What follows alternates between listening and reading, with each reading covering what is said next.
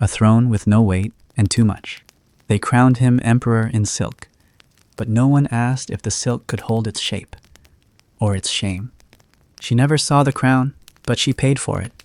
That's how these stories begin. Sometimes not with the emperor, but with the silence that swallowed him before anyone ever heard his name. You didn't know him yet, but Rome did, or thought it did. If you're still awake, there's probably a reason. This is Boring History Nights, where history doesn't speak loudly, but long enough to hush the dark. The floor is cool beneath you. Somewhere, a breeze presses the edge of a curtain but doesn't pass through. Maybe it never meant to. A lantern sputters in the far distance, dim and hollow. The palace is quiet, but it isn't asleep. Whatever warmth you carried, it wouldn't have lasted the night. Let's not stretch this too fast.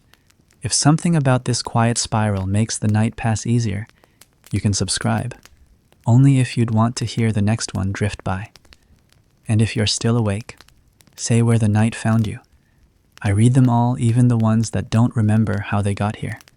Now let the dark stay dark. Let whatever follows arrive slowly, like it's always been here. You don't have to keep up. Just listen. This is Boring History Nights, and you're already inside it. There's a name on every marble wall in Rome. Some lasted, some were scratched out and replaced. Some disappeared so completely, it's like the stone itself was ashamed to remember. Elagabalus is one of those names, soft in the way ash is soft, still in the way dead gods are still. You weren't meant to see him. He wasn't meant to exist. The Senate never voted for him. The generals never backed him. The gods of Rome never bowed to his god. And yet, for almost 4 years, he sat where Augustus once sat, where emperors plotted campaigns, counted taxes, ordered executions, and designed monuments. Only, Elagabalus didn't order marble statues. He designed banquets that felt more like dreams, or something less stable than dreams. A world made of dim laughter, silk-curtained rooms, and men who whispered into pillows instead of command halls. He became emperor at 14. That alone should tell you something. You were barely real at 14. So was he. But the difference was someone handed him the empire and told him it was already his. The boy who came from the sun wasn't raised in war camps or Roman villas. He was born far away in Emesa, modern-day Syria, in a quiet temple glowing with incense and gold dust, where the sun god Elagabal reigned not just above, but within. His real name was Varius Avitus Bassianus, but that was never meant to last. The Roman Empire had many names for him, none of them soft, most of them cruel.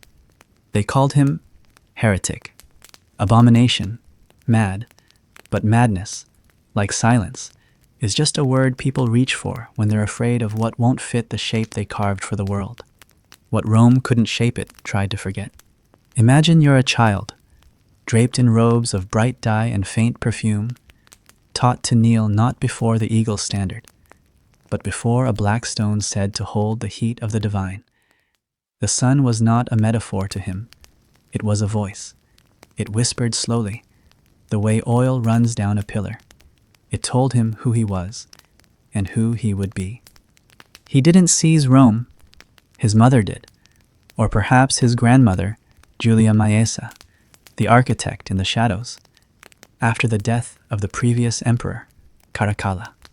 A swirl of short-lived rulers collapsed into dust, and in the silence that followed, Maesa offered something Rome couldn't resist: a boy, beautiful and divine, descended, she claimed, from Marcus Aurelius himself.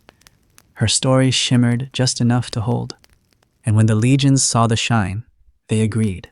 They always do, when gold speaks louder than tradition. But the weight of a crown isn't in the gold, it's in the ghosts that come with it. In those early days, Rome didn't yet know what it had invited in. Elagabalus seemed exotic, foreign, a little theatrical but tolerable. After all, Rome was used to strange rulers by then. It had seen gluttons, paranoiacs, drunkards. It had endured Caligula and Nero. What was one more adolescent with a god complex, except This wasn't the same. The Roman Empire was built on order, brutal, cold, stone-cut order. Even its madness had structure. Its cruelty wore uniforms. But Elagabalus drifted through the palace like incense. He didn't shout. He didn't march. He whispered. He moved slowly. He seemed hollow and bright at once, like a stained glass window you couldn't look directly through, and that frightened them more than any sword. There's something in softness that makes certain men flinch, especially when that softness walks with power.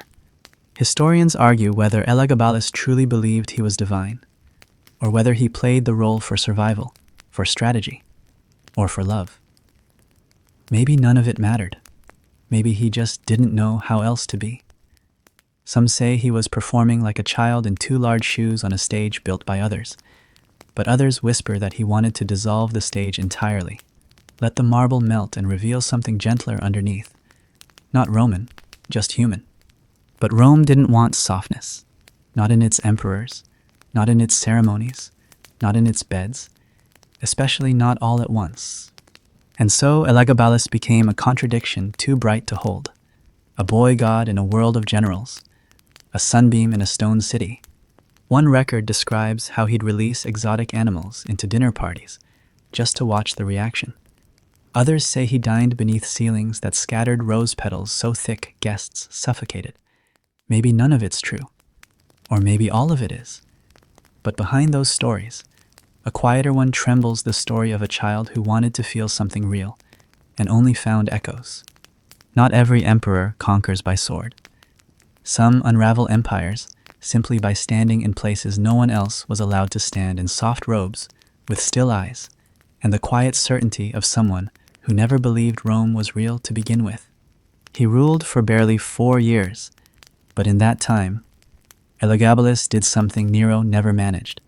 He made Rome pause, not out of fear, but out of confusion, of uncertainty, of shame, because this boy emperor didn't fit into Rome's memory, and that, more than fire or blood, made him dangerous. Oh, maybe that's the real fear, not destruction, but dissonance, not being broken, but being seen differently, in a dim light you can't extinguish. The boy who wasn't supposed to be emperor. Some lives begin in the center of empire, sharpened by Latin tutors and polished marble floors. Their futures carved in stone long before their first steps. But this boy's story began under a quieter sky. Not in Rome, but in Emesa, far to the east, where sunlight was prayer, not power, and where silence meant reverence, not absence. It was a place where incense clung to the walls like memory, where sacred stones warmed beneath saffron robes, and where gods were still spoken to, not dissected. He was born Varius Avitus Bassianus, a name with the shape of nobility, though not yet the weight. His bloodline was tangled with power. His mother, Julia Soaemias, came from imperial shadow, and her mother, Julia Maesa, was sister to Julia Domna, the empress consort of the much-feared and revered Septimius Severus. These were women who understood Rome's pulse better than many senators. They had watched it bleed and rebuild. They knew which parts of the empire could be bent and which would snap if handled too fast. Still, when you stood in that temple in Emesa, you were far from marble columns and law scrolls. You were in a chamber meant for heat, for fragrance, for devotion so deep it passed through language and settled in the chest like song. Elagabal, the black meteorite, the sun god, the divine embodied in a stone, was not a myth here. He was presence. He was touch. And the boy who would one day wear an emperor's robe was, from the beginning, marked by him. In Rome, religion was often a matter of structure. Gods had titles, jurisdictions, rituals. But in Emesa, devotion moved differently, more softly, more slowly. The boy didn't learn prayer from books. He learned it from watching the way his mother stepped barefoot before the altar, how the temple's shadows fell like veils across her shoulders, how the hush that followed the priest's final chant held the whole world still. That kind of silence doesn't shout its authority. It lingers. It alters. It was in this sacred quiet that the boy was raised. And when he entered the priesthood, still barely more than a child, he did so not because he sought divinity, but because he had never been taught a life without it.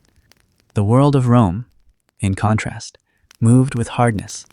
It built roads from violence, borders from discipline, and legacy from conquest. But power in the East was often more fluid, more spiritual. The women who raised him understood this dissonance intimately. Julia Maesa, in particular, knew how to shape vision from distance, how to turn a foreign boy into a Roman symbol if she whispered the right myths into the right ears. After the death of Emperor Caracalla, a ruler both feared and mythologized, Rome was thrown into its favorite pastime, chaos. Brief emperors rose and fell.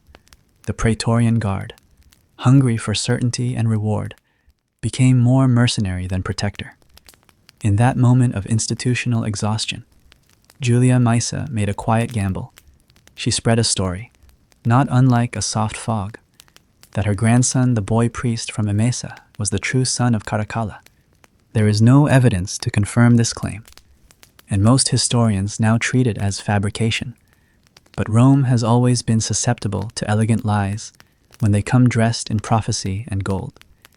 The Eastern legions, nostalgic for the Severan dynasty and unimpressed by the current ruler, Macrinus, listened, and more importantly, they believed. It didn't take much. A few bribes, a few cleverly staged declarations, a few banners kissed by incense, and suddenly, the boy from Emesa was no longer just a priest. He was a prince, a shadow emperor, a vessel for restoration. He hadn't spoken a single word to the Senate. He hadn't walked the forum, but his name was whispered with urgency, and that was enough. When the legions marched, Macrinus faltered. His brief rule collapsed beneath him, as if Rome itself had exhaled. And in that stillness, the boy ascended. It was 218 CE. He was 14. And Rome had a new emperor. He didn't seize the city. He didn't storm the palace. He was escorted with care and ceremony into the imperial heart. The Senate didn't resist. They rarely did when the Praetorian Guard had already whispered its loyalty. To the watching world, it might have appeared seamless, even divine. A boy crowned by fate, a priest elevated by destiny. But within the walls of the palace, something less poetic began to unfold. From the very first days, Elagabalus, as he now came to be known, named after his god, moved with a rhythm Rome couldn't quite follow. He brought with him not just a foreign religion, but a foreign sense of being. He didn't wear the heavy purples of imperial tradition. He preferred embroidered silks. He didn't march through ceremonies. He danced. He didn't command, at least not in the Roman sense. He invited. He shaped. To the senators and generals who had spent their lives sharpening obedience into instinct, this was disorienting. They didn't know how to react to an emperor who didn't bark, who didn't threaten, who didn't reach for steel, but for scent and sound and suggestion. He wasn't just foreign, he was soft. And softness, in their world, was worse than threat. It was confusion. It was vulnerability that didn't bow, and that made it dangerous. Some said he barely spoke Latin, that he required interpreters, even in court. Others claimed he refused to eat Roman food, instead importing spices and fruits and wines from the far provinces. There were whispers that he dismissed Jupiter's priests from their temple, replacing them with his own. And always, there was the looming presence of Elagabal, the foreign god, now housed in Rome's sacred heart. But beneath these swirling accounts lies a boy who may have simply never learned the Roman performance, who came from a place where softness wasn't shameful, where perfume and power weren't opposites, where divinity didn't demand thunder, only devotion.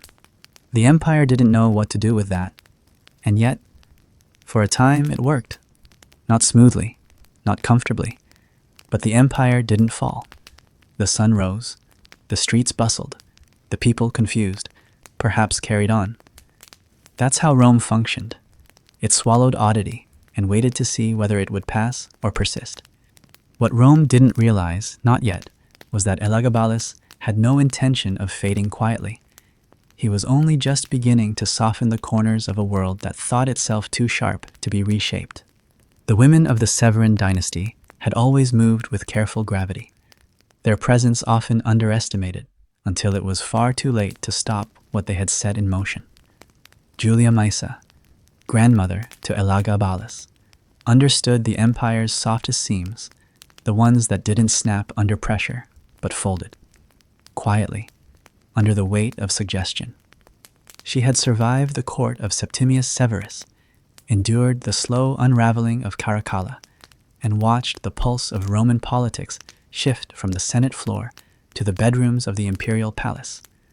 Rome, in all its rigidity, still bent when the right words were whispered in the right ears. Her return to power was not explosive. It did not storm gates or demand allegiance in fire and blood. It arrived, instead, through a carefully constructed illusion that her grandson was the biological heir of Caracalla. In truth, Elagabalus bore no direct link to the assassinated emperor, but in Rome, truth was often less important than the appearance of continuity. Legitimacy was not a matter of birth, it was a matter of belief, and Maesa, ever the quiet architect, knew how to make belief bloom. She had been exiled following Caracalla's death, cast aside alongside the rest of the Severan women by the usurper Macrinus. But she had not faded into silence.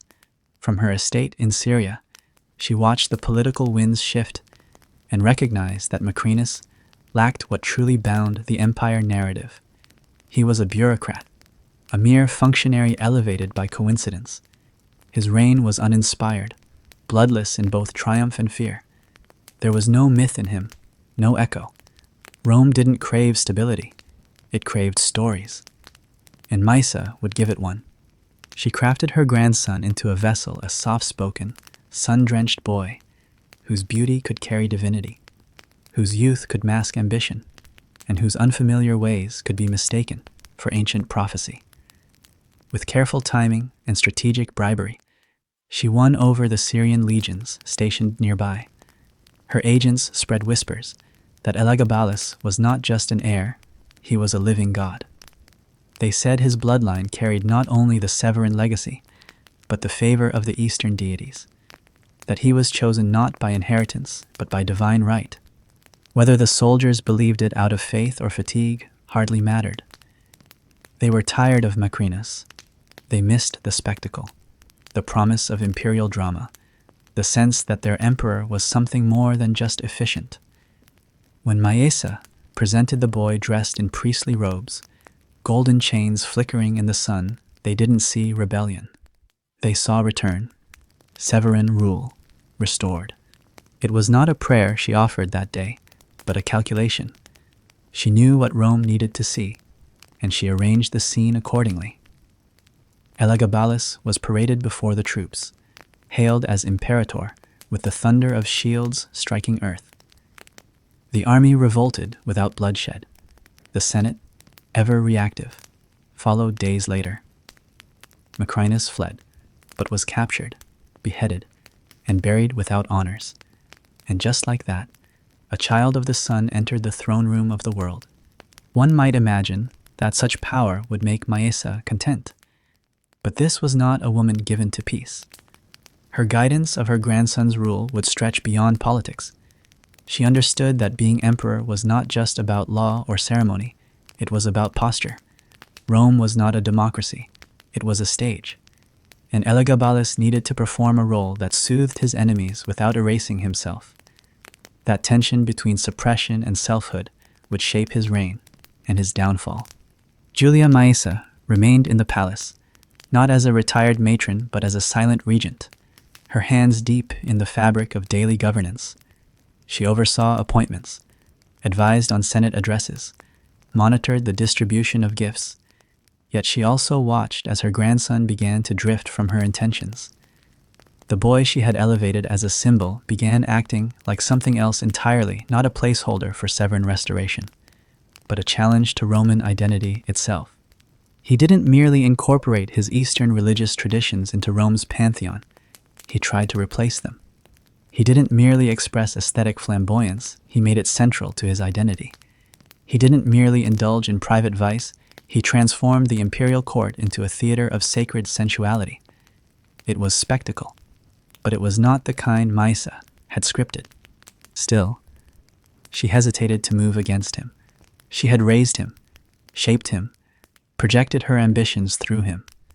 And though her hand remained on the reins of government, it was increasingly clear that the boy priest had no intention of being ridden. Elagabalus was not subtle in his devotions. He built a grand temple, the Elagabalium on the Palatine Hill, at the spiritual center of Rome. He ordered sacred relics from other religions brought into its chambers, not to coexist, but to bow before the black stone of his sun god. The sacred fire of Vesta, the Palladium, even the shields of Mars, all were relocated, recontextualized, and to Rome's priests desecrated. To Maesa, this was more than heresy. It was political suicide.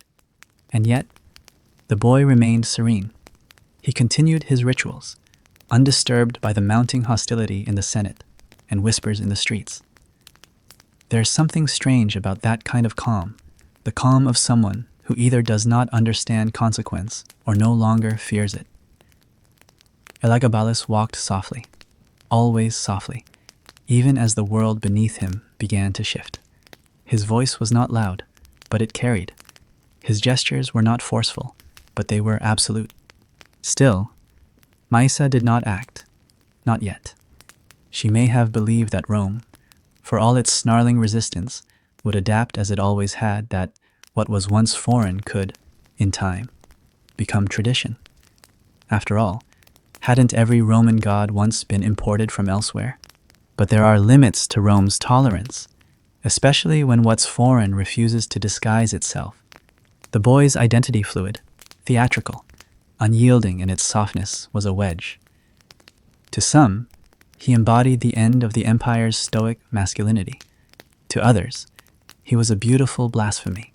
And to many, including Maesa, he was becoming a liability too unstable to carry the weight of the crown she had placed on his head. She watched him with the gaze of a sculptor who had created something not quite as intended, not monstrous, but strange, not failed, but dangerous. She had lit the flame, but now it burned in colors she couldn't name. Perhaps she wondered whether she had summoned a god or merely uncovered one. Arrival in Rome, where sand meets marble.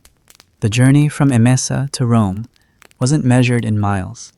It was measured in texture.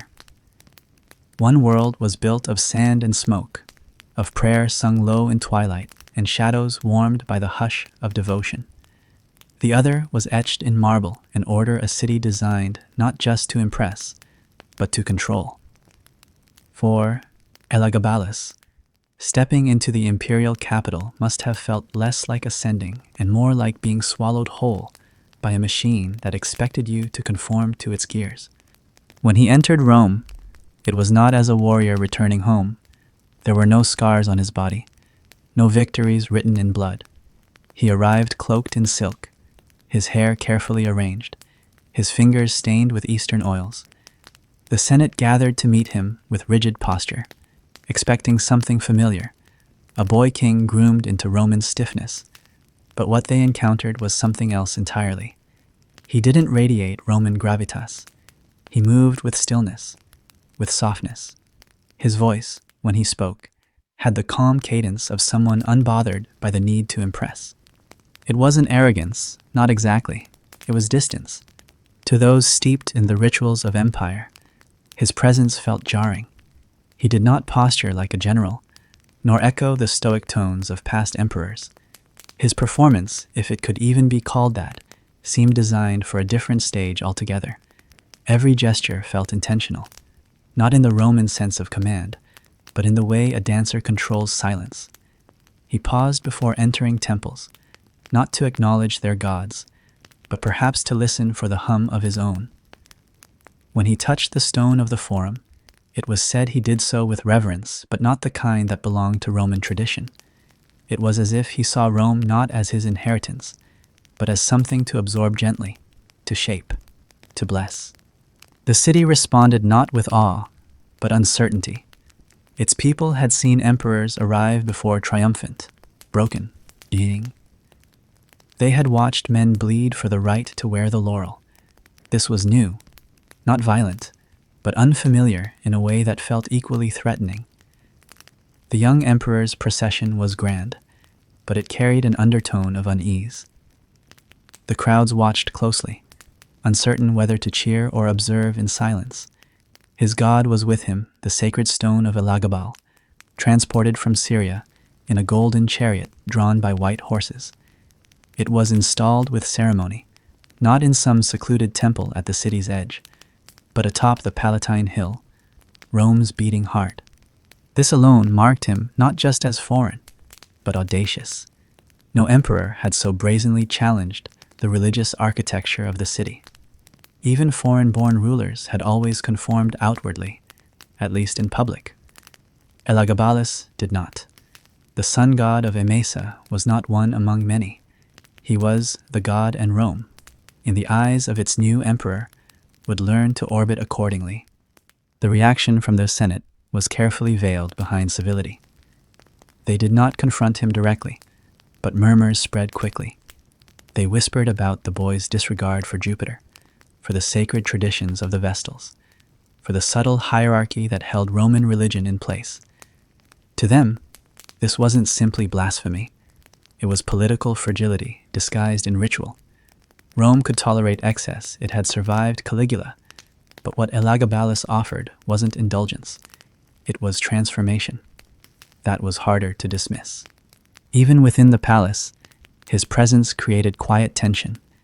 The staff, accustomed to imperial stiffness, found themselves navigating an emperor who drifted through halls late at night, who requested rare flowers flown in from the Levant, who asked that incense be burned not for the gods of Rome, but for one carried across the desert.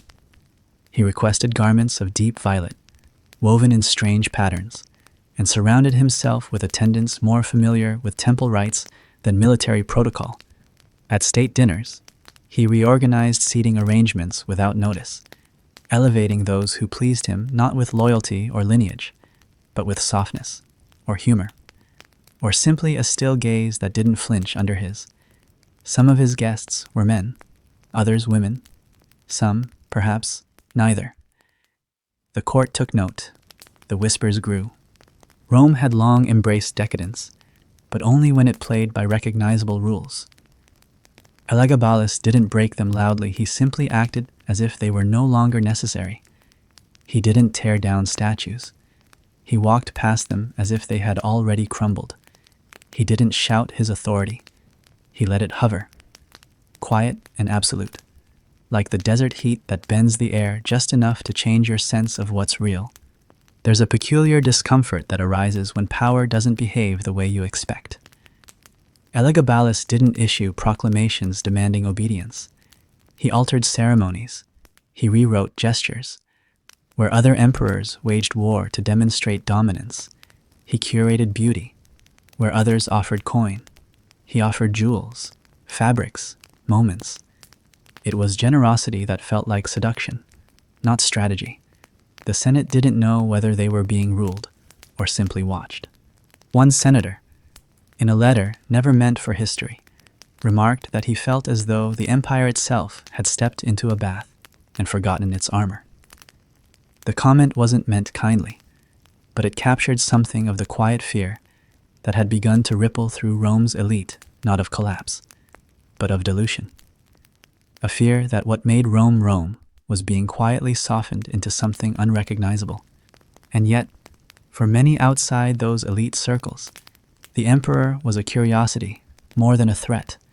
The people of Rome had long grown numb to the complexities of imperial politics. What they cared about, more often than not, was stability: food in the markets, grain in the stores, games in the arena, and Elagabalus, at least in those first months, ensured that life continued with little interruption. If anything, Festivals grew more lavish, temples more fragrant, the streets more colorful. For some, this was a strange but welcome change. Life under the sun, God's priest emperor, was not worse. It was simply stranger. Still, strangeness has a half-life. Over time, the unfamiliar ceases to provoke curiosity and begins to stir unease. It wasn't any one thing that turned Rome against Elagabalus. It was accumulation. The way he bowed before a black stone but refused to attend the rites of Jupiter. The way he favored eunuchs and dancers at court over senators and soldiers. The way his wardrobe changed with his mood, shifting from tunics to gowns to garments never before seen in the imperial halls. The way he seemed to smile, not as a ruler assuring his people, but as a man lost in some private devotion they would never fully understand. He hadn't brought chaos, at least not the kind Rome was used to, but he had brought something harder to erase the quiet implication that Rome's traditions were not eternal, that the empire could be rearranged not with violence, but with perfume and pageantry, and that, perhaps, was the deepest insult of all. The Roman pantheon was vast, layered, and flexible, often described as generous in its willingness to absorb and rename foreign gods. When Rome conquered a people, it did not insist that they abandon their deities outright.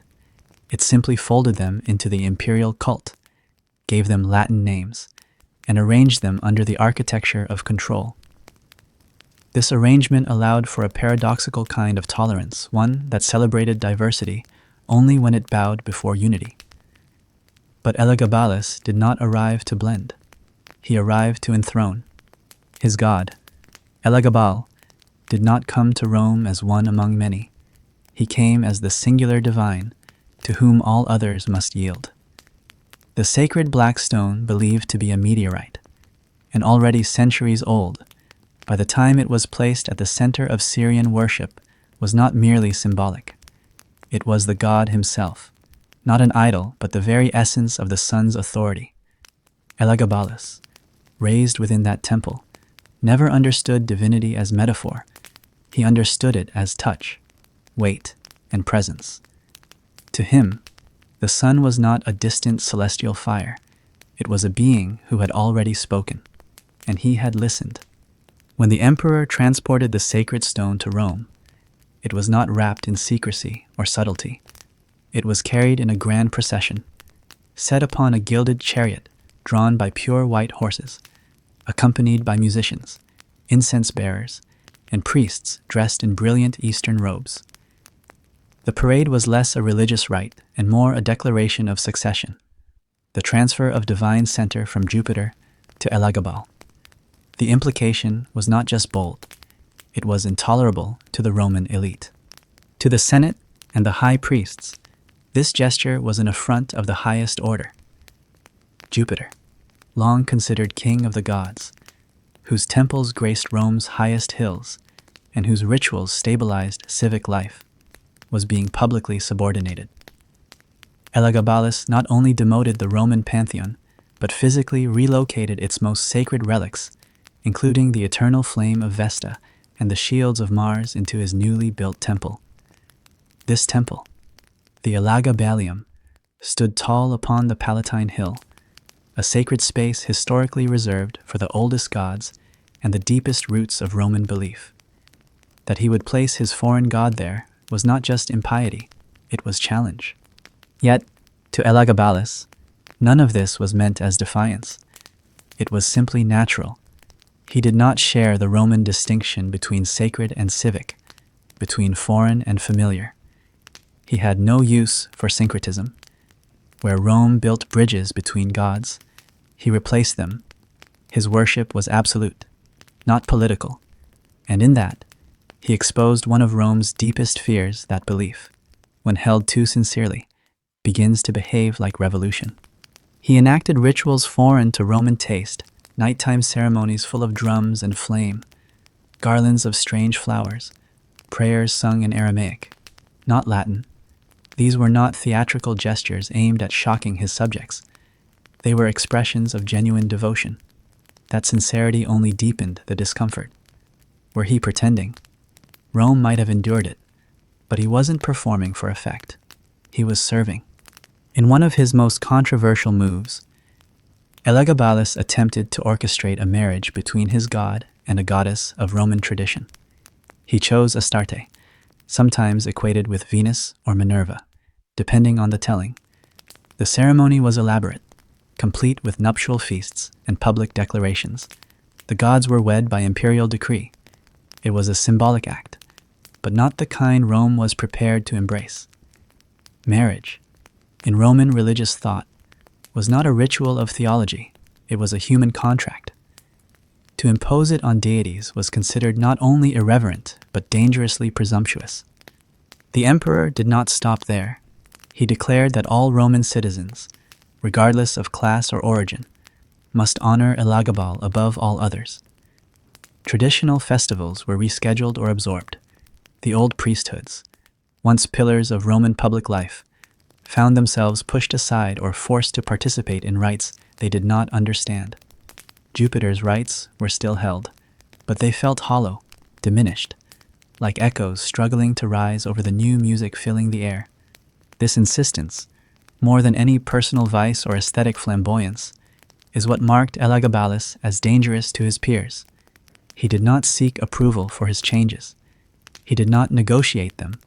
He simply enacted his faith with the certainty of someone who believed Rome's gods were already forgotten. They just hadn't realized it yet. The common people, for their part, were less invested in theology than in routine. As long as the grain ships arrived and the streets remained safe, most were willing to observe the new festivals and attend the curious rituals, if only for the spectacle. They had endured stranger disruptions. Yet even among the masses, a murmur began to rise and unease, not with the foreignness of the emperor's god, but with the growing sense that the rhythms of Roman life were being quietly replaced. Elagabalus did not seem to notice the shift in mood, or if he did, he gave no outward sign of concern. In his mind, the fusion had already occurred. He wore the vestments of the high priest not only in private, but in state ceremonies.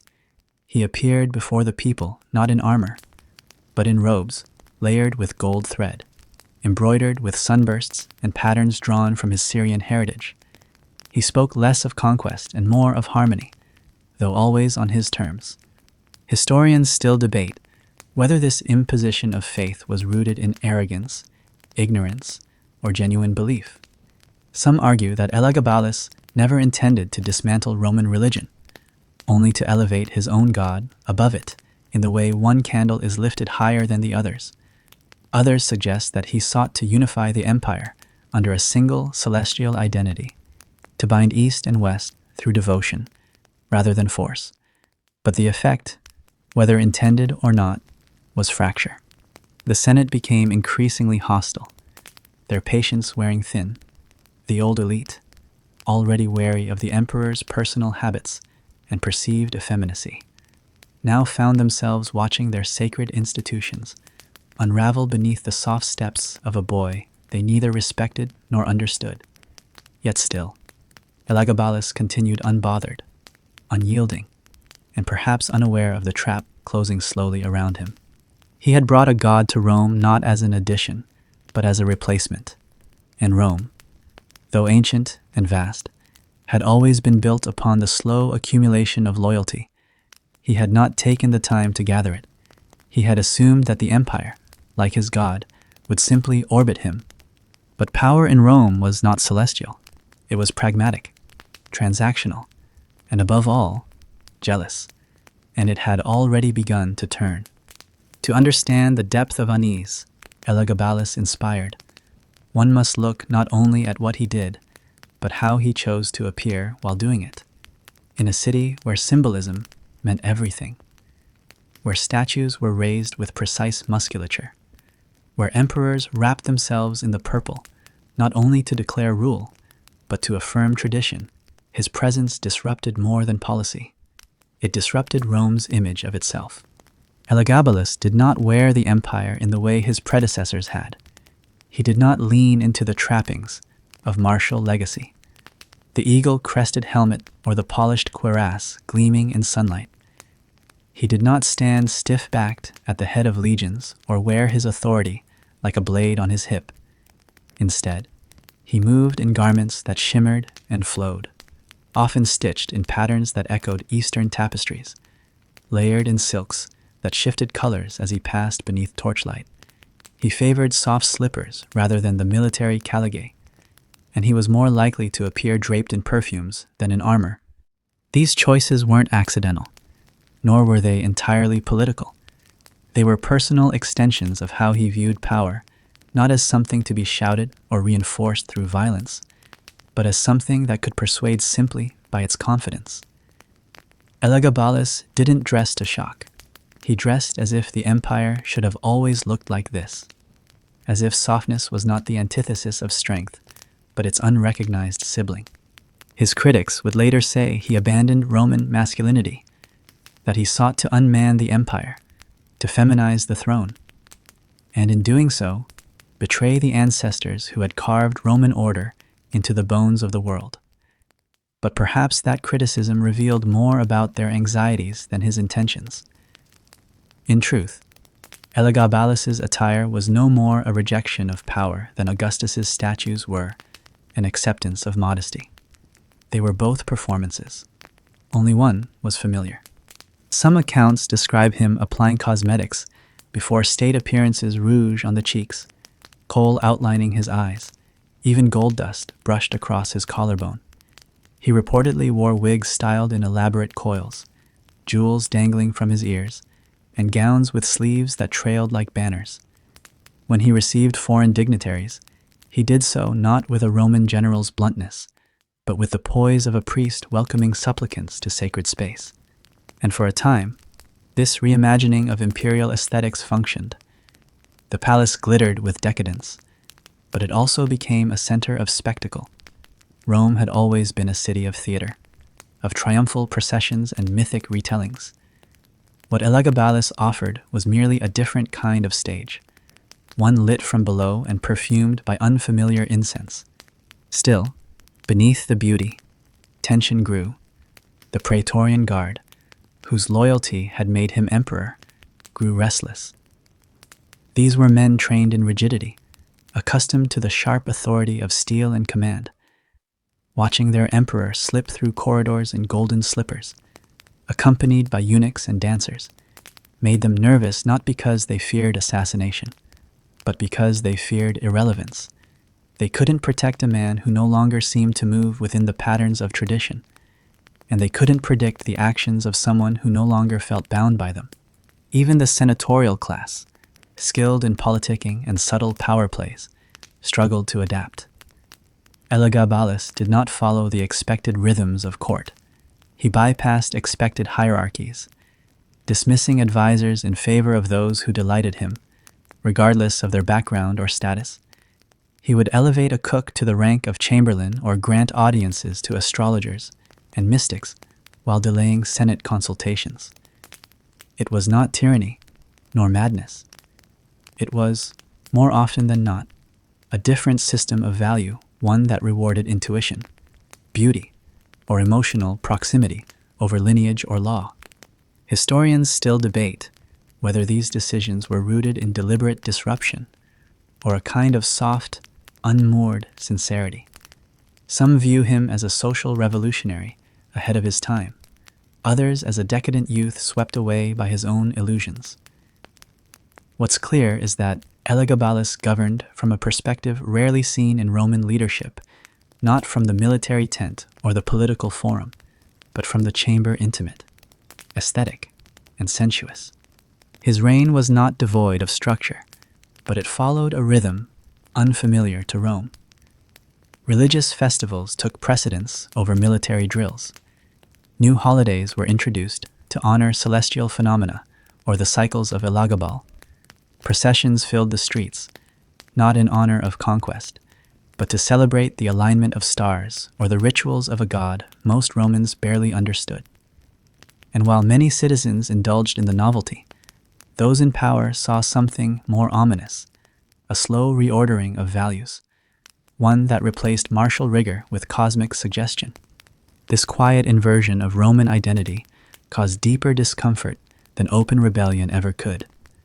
Rebellions could be crushed, traitors exiled, but Elagabalus offered no battlefield, no manifestos. He offered softness, ambiguity, and devotion that did not ask permission. That left no enemy to arrest only unease that deepened with every passing month. What made this even more difficult for his critics was the fact that the empire didn't fall apart.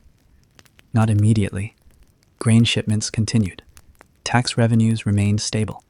The borders held. Rome had survived worse plagues, assassinations, civil wars. What it struggled with now was not disaster, but disorientation.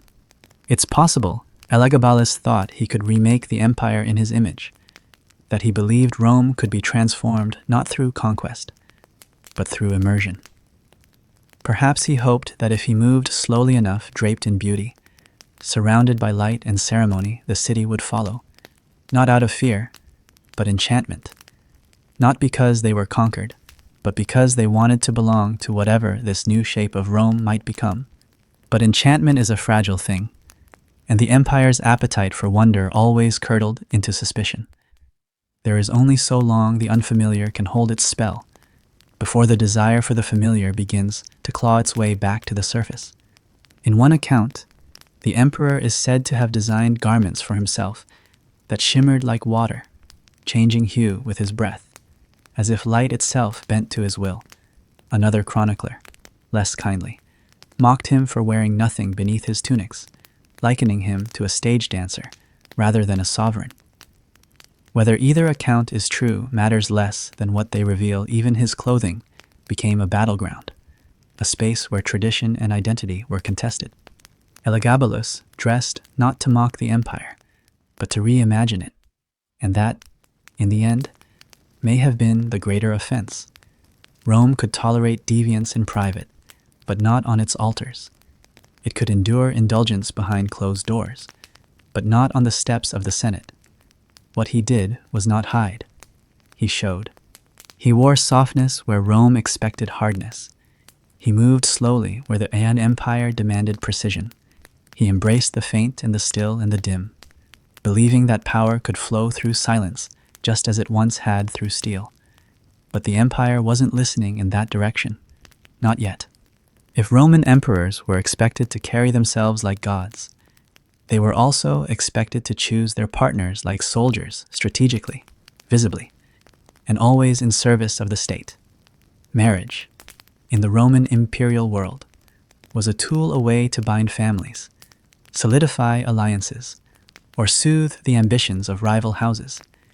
It was never supposed to be emotional, nor experimental, and certainly not provocative.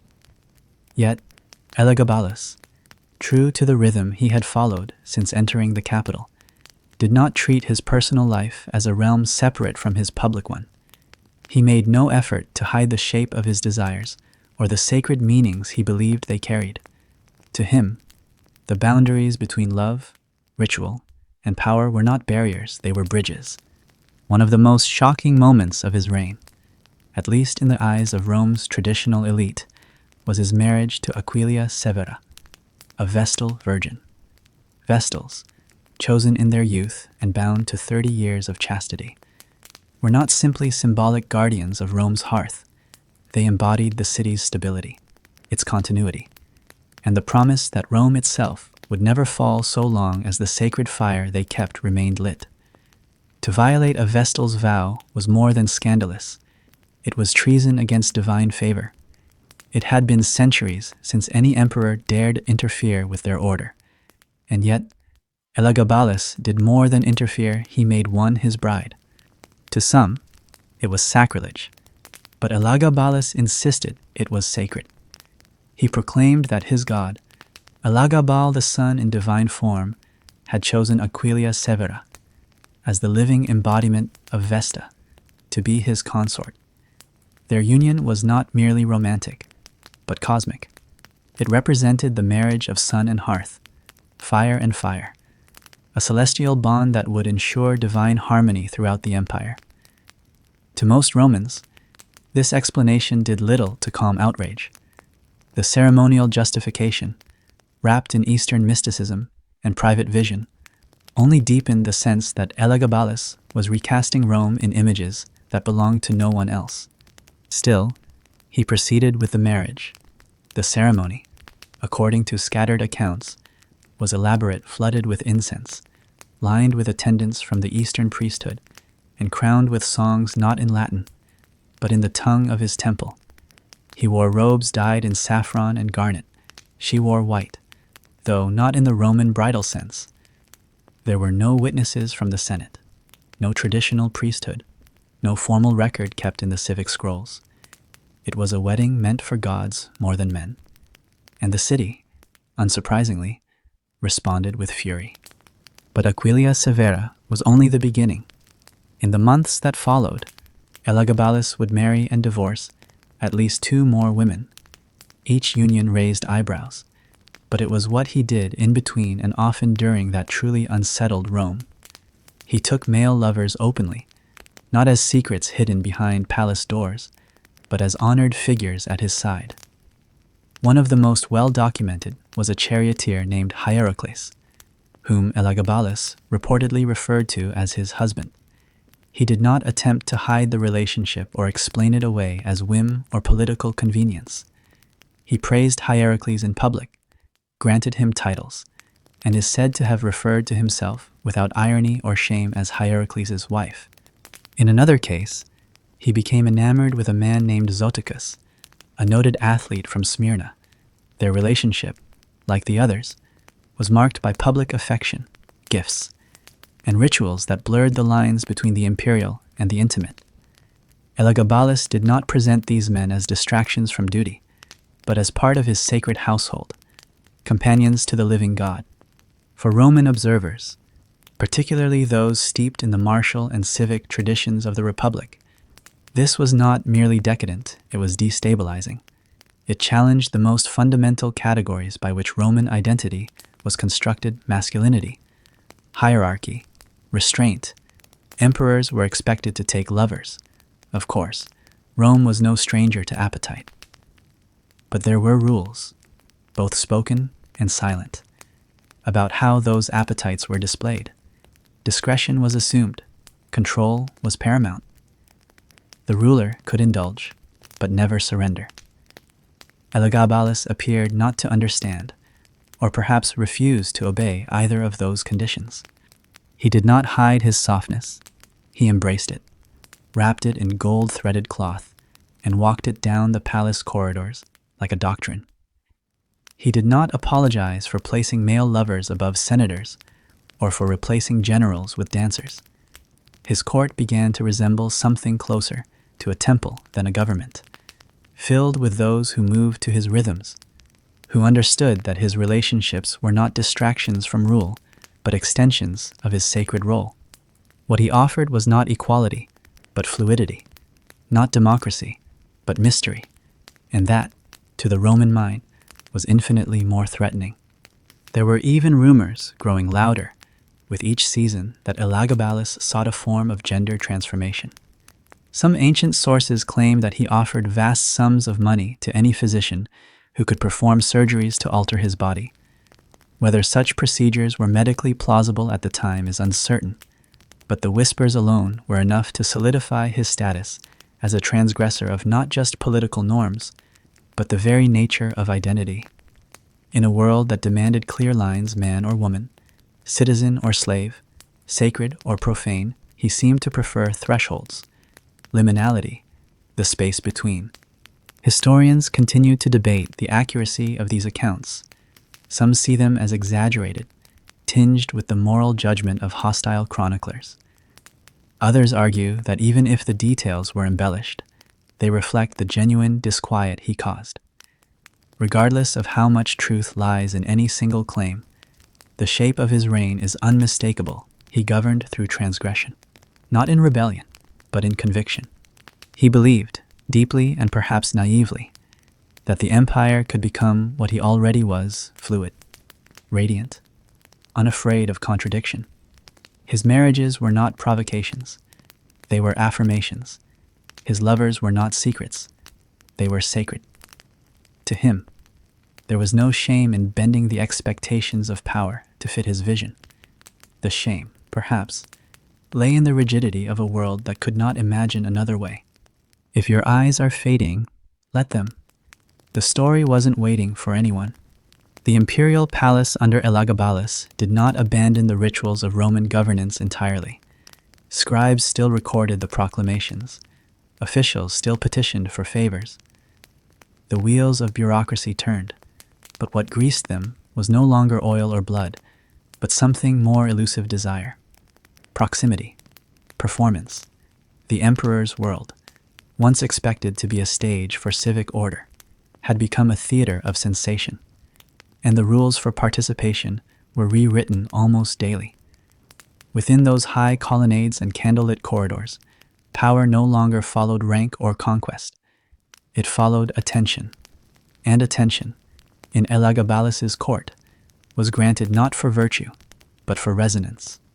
The banquets he hosted were unlike anything Rome had seen before, not in their extravagance, but in their orchestration. Every gesture was deliberate, designed to evoke awe, disorientation, or quiet wonder. Guests would arrive expecting a meal and find themselves seated beneath ceilings rigged to rain flower petals in precise patterns.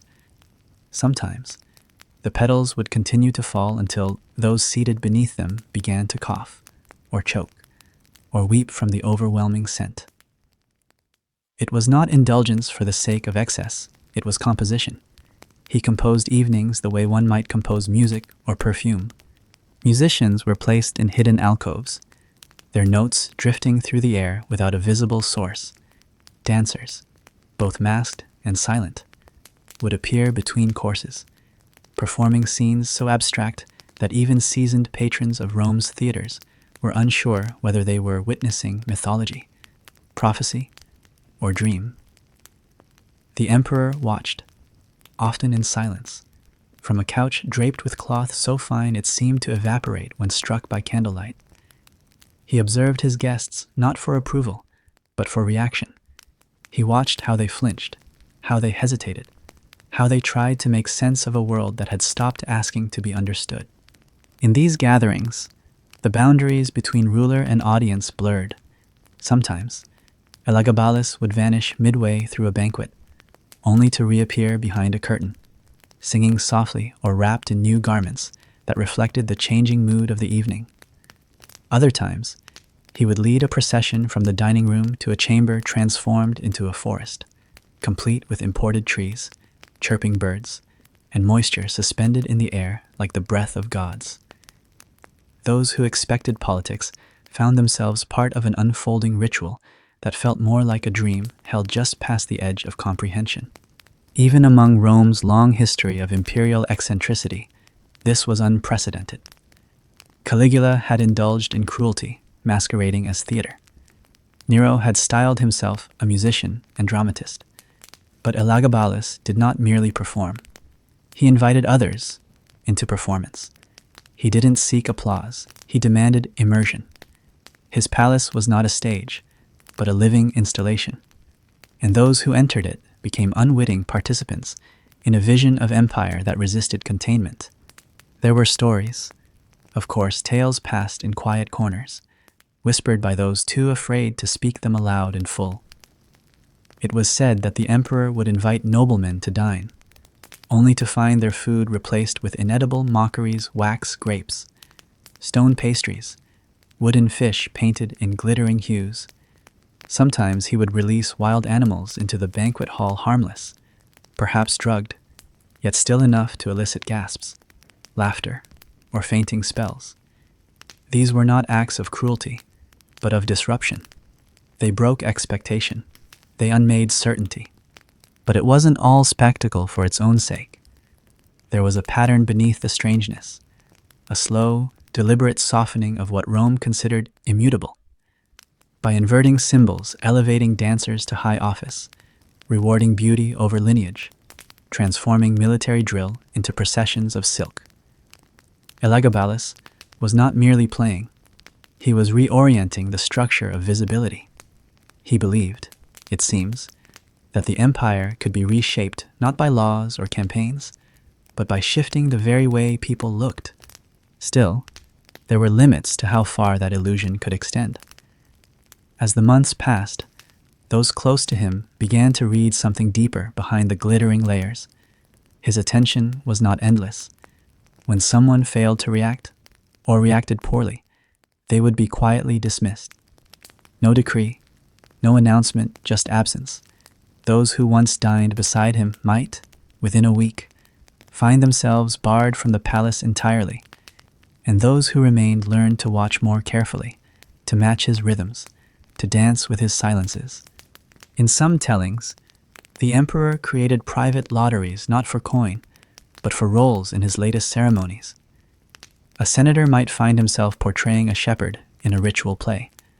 A noblewoman might be asked to carry bowls of rare herbs into the temple chamber without knowing why. Refusal was unwise.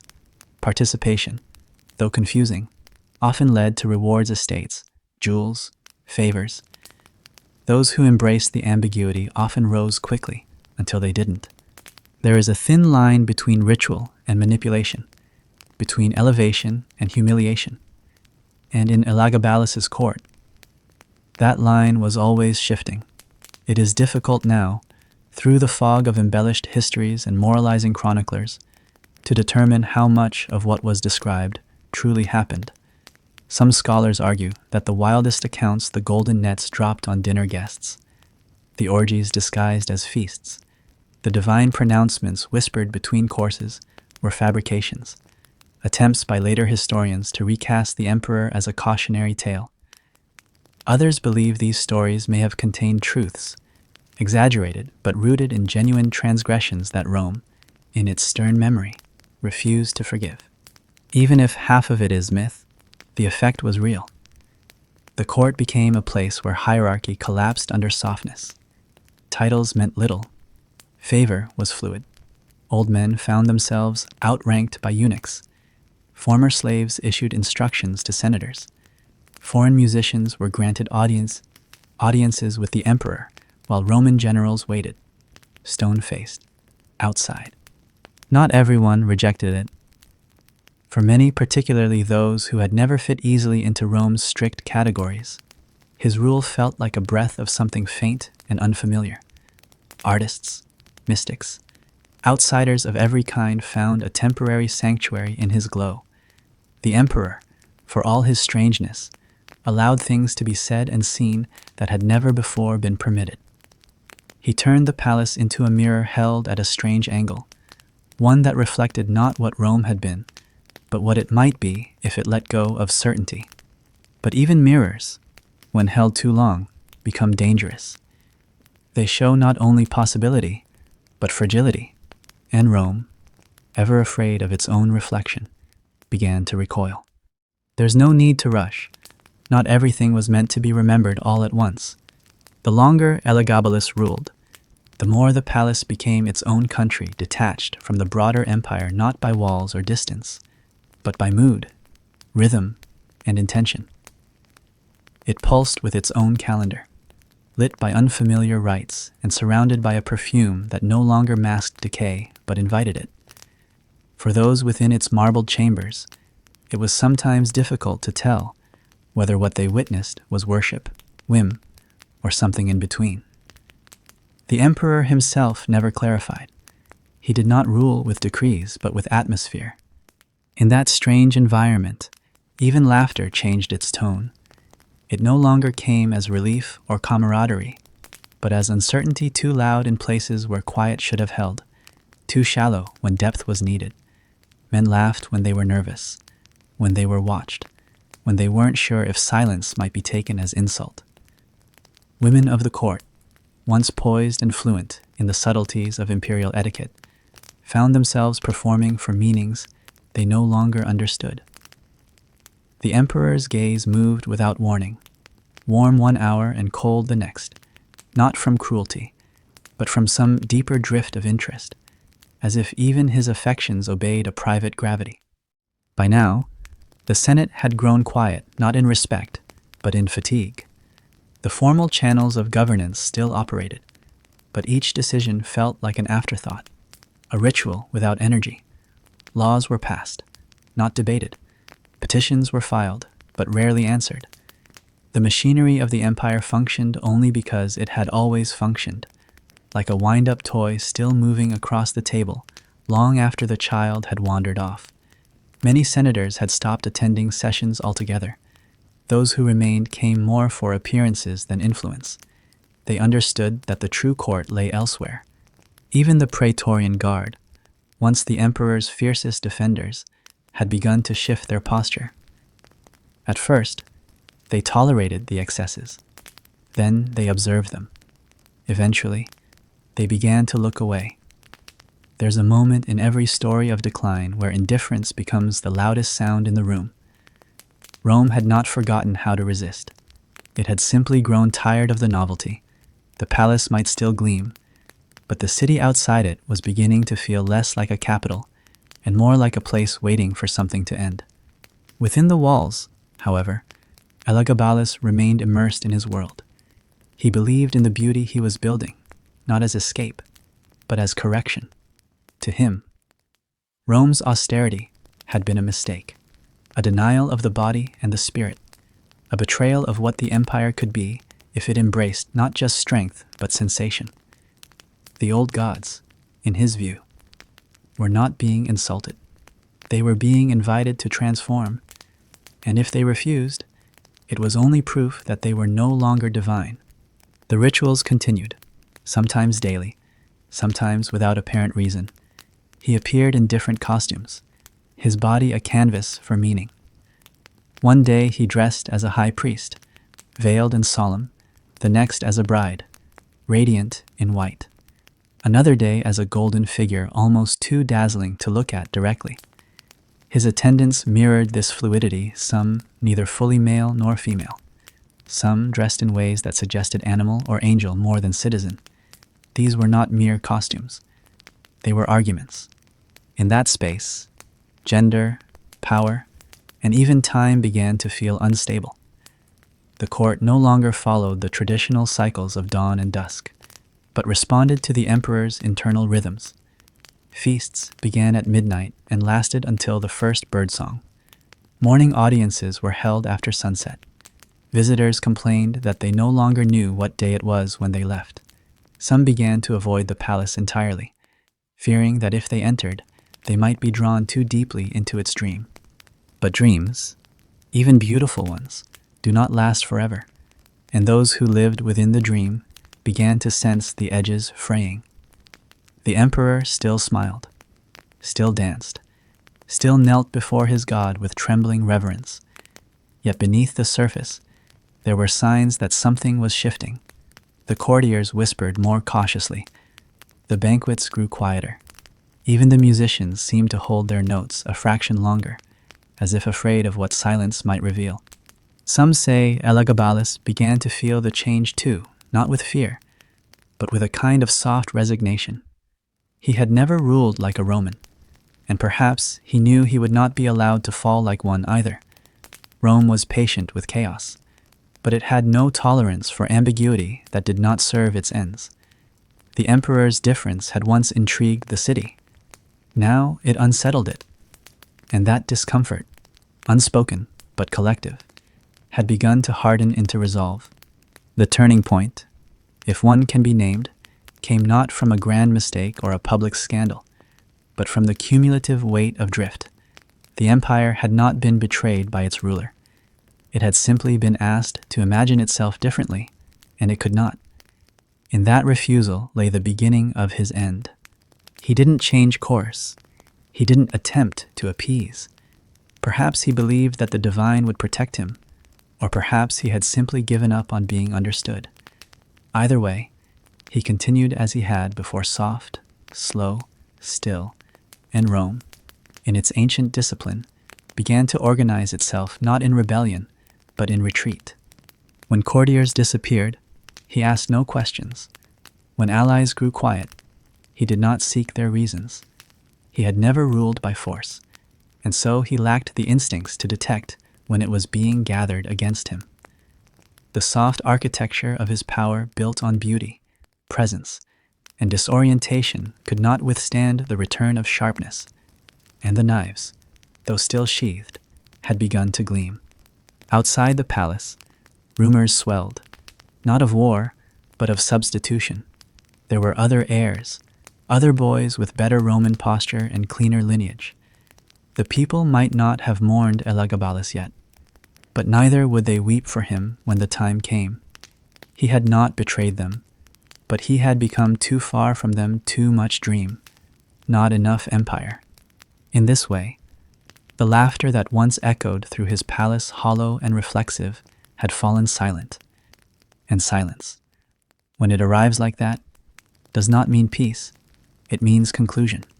There comes a moment in every reign, no matter how dazzling or distorted, when the light begins to flicker, not extinguished by violence or misstep, but dimmed by collective withdrawal. For Elagabalus, that moment did not arrive with open defiance or mutiny. It came as something subtler and infinitely more dangerous: neglect.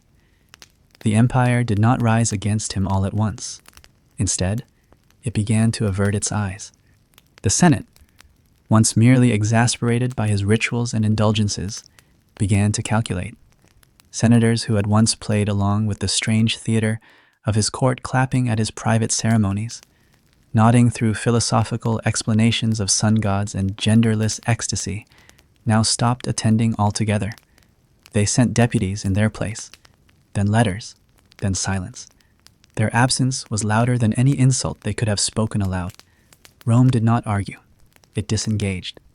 Even the Praetorian Guard, the emperor's supposed protectors, began to slouch in their duties. They no longer tightened the formation at his entrance, no longer stood with alert shoulders during public appearances.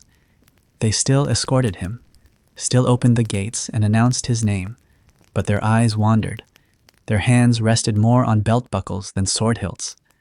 For an emperor who never raised his voice, who never barked orders or demanded reverence, this shift was not met with reprimand. It was noticed, and perhaps quietly accepted. At public games, the cheers were weaker. The coin tosses he once ordered, showering golden tokens from balconies to adoring crowds, were now met with mild curiosity, not frenzy. He had stopped being surprising. And in a city like Rome, once surprise is lost, so too is fascination.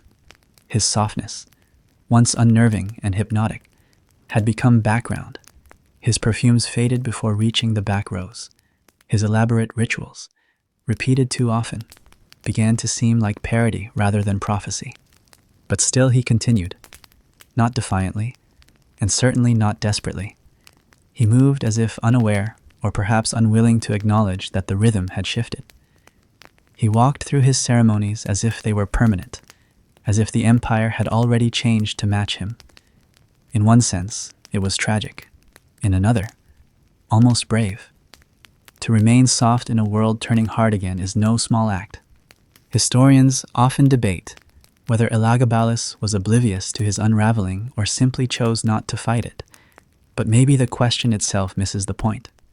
He had never sought to rule like a Roman, never framed his actions in terms of control or conquest. His reign was not about command. It was about atmosphere. And atmospheres do not rage when threatened, they dissipate. His relationship with the gods continued as before. He visited the Elagabalium regularly, dressed in his priestly vestments, singing the same chants he had learned in Emesa. Offerings were made, celestial marriages reenacted. But those who once followed him with curiosity or reverence now lingered at the edge of the rituals, glancing at one another, shifting their feet. The air inside the temple felt heavier, as though the incense no longer carried the prayers high enough. Faith had turned to formality, and formality, without belief, is just a mask that no longer fits. Outside the temple, murmurs grew, not just among soldiers or politicians, but among merchants, tradesmen, and laborers. They didn't speak of rebellion, not yet, but of confusion. Who was the emperor, really?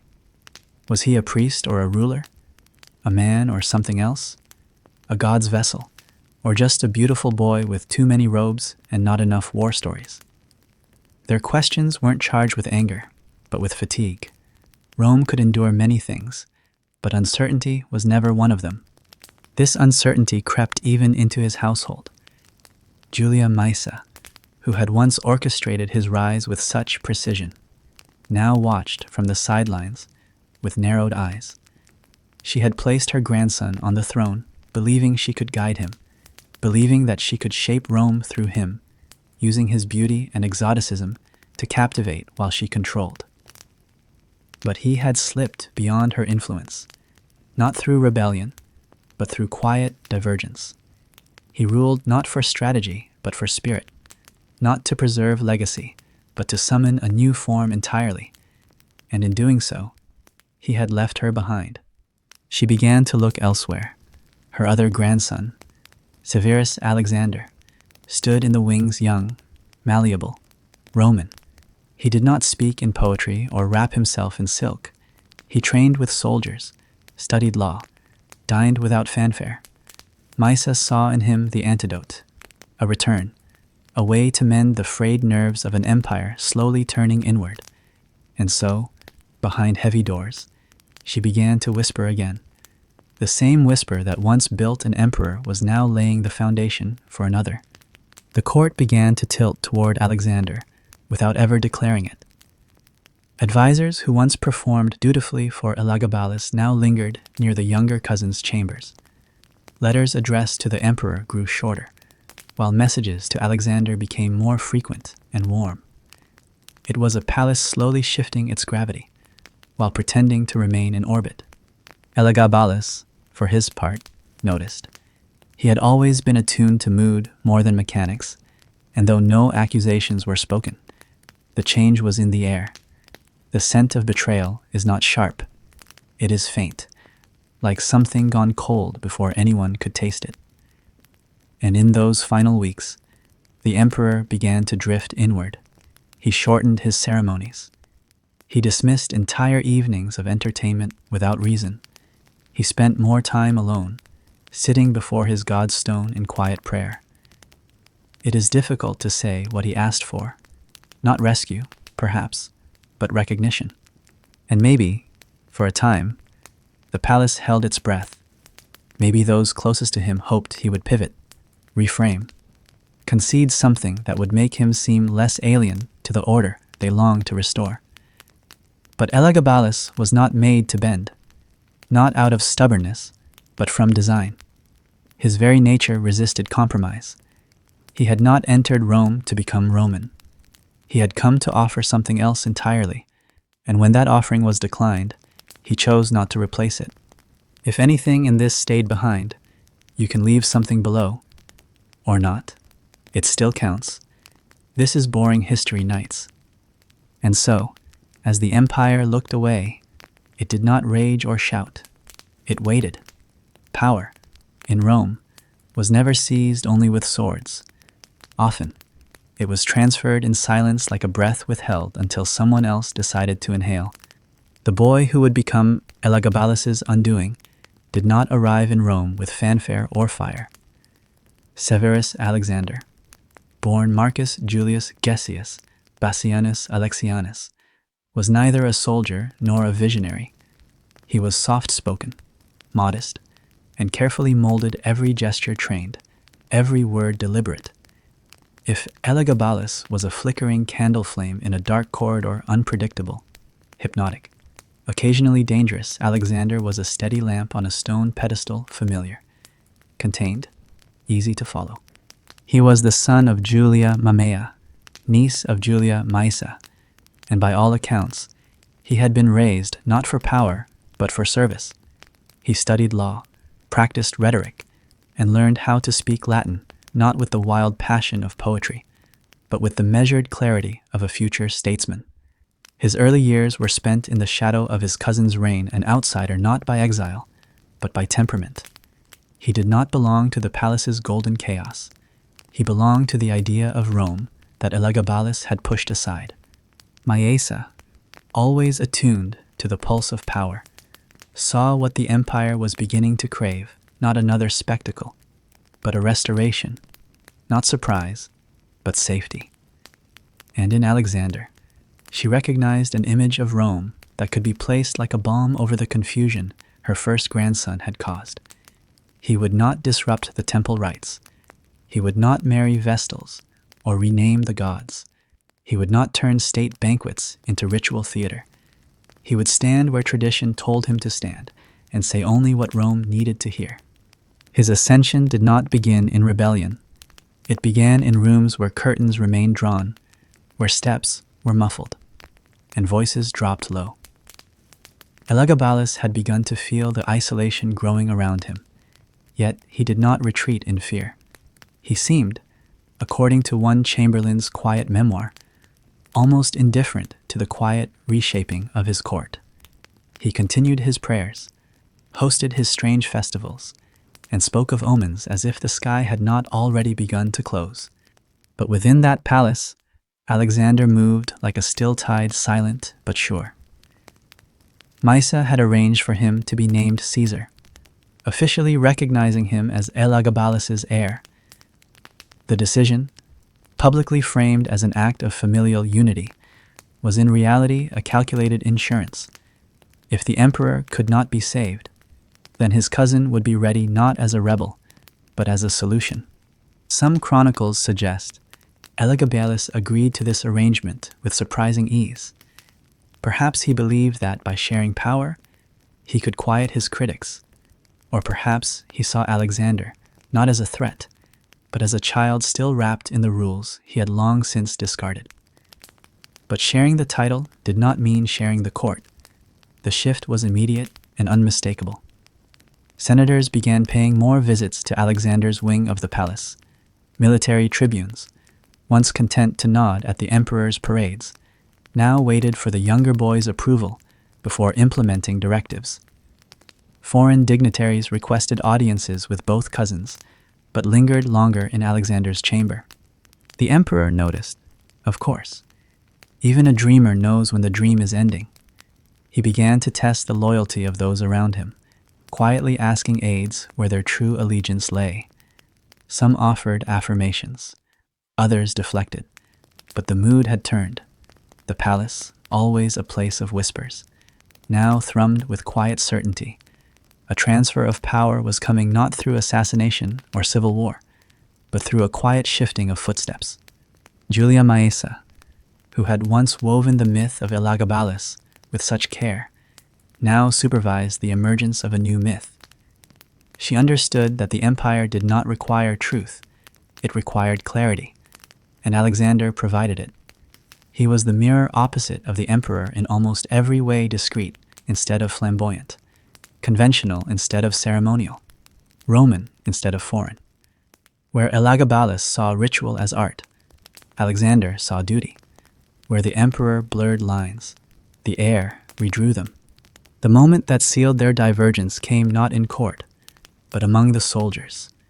The Praetorian Guard, long the unpredictable fulcrum of imperial power, had grown increasingly impatient with Elagabalus's disregard for their values. It wasn't only his religion or attire, it was his refusal to offer the one thing Roman soldiers prized above all: predictability. Alexander, meanwhile, showed them respect. He attended their drills. He spoke their language. He made no claims to divinity, only to discipline. It was inevitable, then, that loyalties would shift. Soldiers began posting double guards at Alexander's quarters, ostensibly for protection, but everyone understood the subtext. He was no longer merely a relative. He was a rival. Elagabalus, sensing the tide, tried to reverse it. He ordered investigations, dismissed officers, even made a failed attempt to revoke his cousin's titles. But the reaction was swift. The guard refused. The emperor could issue commands, but without enforcement. They were only words. If you've started slipping out of it, keep going. The past barely noticed you were here. At court, even the rituals changed. Elagabalus's processions, once attended by eager onlookers, now passed through nearly empty streets. His festivals, still lavish, were met with awkward silences. Musicians played to rooms only half filled. The dancers spun, but fewer eyes followed them. The emperor continued the performance, but the audience had already left. What strikes the historian now is not how swiftly the end came, but how quietly. There were no riots, no mass defections, no cries for vengeance. There was simply the slow extinction of attention. Power, after all, lives in the gaze of others. And Elagabalus, once the sun around which his court revolved, found himself orbiting shadows. He had not changed. That was part of the tragedy. He remained faithful to his God, consistent in his rituals, unwavering in his softness. But the Rome he had tried to reshape was reshaping itself again, pulling inward, seeking anchors, preparing to forget. And Alexander, walking through the same corridors, offered what the empire needed most: the illusion of order, the comfort of familiarity, the promise that things could once again make sense. By the time the guard began holding secret meetings about succession, there was little left for them to discuss. The emperor's reign had already ended in spirit. All that remained was the formality of replacement. And in that stillness, the boy who had once entered Rome, wrapped in sunlight, now stood alone. His silks faded, his courtiers departed, his god silent. It did not happen with a clash of shields or a shouted command in the forum. Rome, for all its history of dramatic coups and bloody transitions, often preferred its most decisive actions to be quiet, like the moment a curtain drops, or the silence that follows the final breath of a song. When the Praetorian Guard made their decision, they did not rally behind trumpets or issue manifestos. They simply stopped pretending. The palace, even in its final days under Elagabalus, remained an illusion of movement. Rituals continued, as did processions and incense offerings. The emperor, though increasingly surrounded by absence, maintained the rhythm of his reign. He still prayed at the Elagabalium. He still dressed in layered robes, still appeared in veils of gold and violet. To the few who remained in attendance, he seemed untouched by the disintegration of his authority, as if he had walled himself within something no one else could quite reach. Yet even the stone of his temple felt colder now, as if the very walls had decided to wait for someone else. By early March of 222 CE, it was clear to every servant, senator, and soldier that the emperor no longer held the palace. The Praetorian Guard, though still technically bound to him, had already transferred their faith. They no longer looked at him when he entered the hall. They looked instead to Severus Alexander Young, poised, and increasingly surrounded by the machinery of legitimacy. He received petitions. He reviewed military orders. He held court not in ceremony but in silence. Rome had chosen. Elagabalus sensed this, of course. Even behind his thick veils and elaborate rituals, he understood what was coming. There are records suggesting that in those final days, he became increasingly erratic, not with cruelty or vengeance, but with anxious attempts to reassert proximity. He tried to involve Alexander in his rites again, requesting that he accompany him in ceremonial processions or join him for sacred meals. The younger cousin, under Maisa's guidance, declined with the soft, measured language of duty. He did not refuse the emperor, but he refused the performance. That refusal became the beginning of the end. The final act unfolded in a narrow span of hours. According to several chroniclers, Herodian among them, Elagabalus, sensing that his cousin's popularity had outgrown his own, sought to have Alexander executed. Whether the plan was formalized or merely spoken aloud in desperation remains uncertain, but whatever attempt was made to consolidate power one last time, it came too late. The whispers reached the guard before any action could be taken, and their response was immediate. It was not mutiny in the traditional sense. The emperor was not dragged before a crowd or paraded through the streets. Instead, the Praetorians approached with professional stillness. They had been his protectors. Now they were simply ending a contract that no longer served them. Elagabalus, it seems, did not resist. When they came for him, he clung not to power, but to his mother, Julia Soaemias. The two were still deeply connected, her political ambitions and maternal affections knotted together in a bond that, though frayed, had not broken. They fled together into a side chamber of the palace, likely still believing that status or memory might stay the guard's hands. But the guard, by that point, had already rewritten their loyalties. They were not acting as servants of the emperor. They were acting as agents of restoration. When they broke down the door, there was no ceremony, no farewell. The records are sparse on detail, but consistent in outcome. Elagabalus and his mother were killed, swiftly and without trial. Their bodies were desecrated not for vengeance, but for erasure. The emperor who had once processed through Rome in gold-draped chariots, who had married gods and reimagined rituals, now lay discarded in the dust of imperial indifference. But Rome, being Rome, does not stop with death. The body was dragged through the streets, naked, head slumped in the way all executed heads do not in defeat, but in the heavy finality of endings. The citizens, who had once cheered him in curiosity and later mocked him in private, now watched in silence. There was no riot, no weeping, just the dull sound of sandals on stone and the quiet relief of a narrative returning to its expected shape. The corpse, along with his mother's, was taken to the Tiber and cast into the water. There would be no tomb, no funeral. The imperial edicts that once bore his name were quietly withdrawn. His image, once printed on coins and carved into busts, was removed from circulation. In time, his name itself would be struck from official histories, a damnatio memoriae, Rome's final and most chilling act of condemnation. He had not only died, he was being asked to disappear. The guards returned to the palace not as rebels, but as custodians. Severus Alexander, still just a boy, was declared emperor. The Senate ratified the succession with uncharacteristic speed. Public games were promised, grain prices adjusted. The machinery of empire exhaled, as if grateful for the return to order. And yet, something about that night remained a whisper that no ceremony could fully extinguish. Elagabalus had not ruled for long, but he had managed to expose something deep and uncomfortable that Rome, for all its laws and lineage, could still be unnerved by softness. He had not failed because he was foreign, or young, or even strange. He had failed because he had asked Rome to witness a version of power that did not demand submission but presence.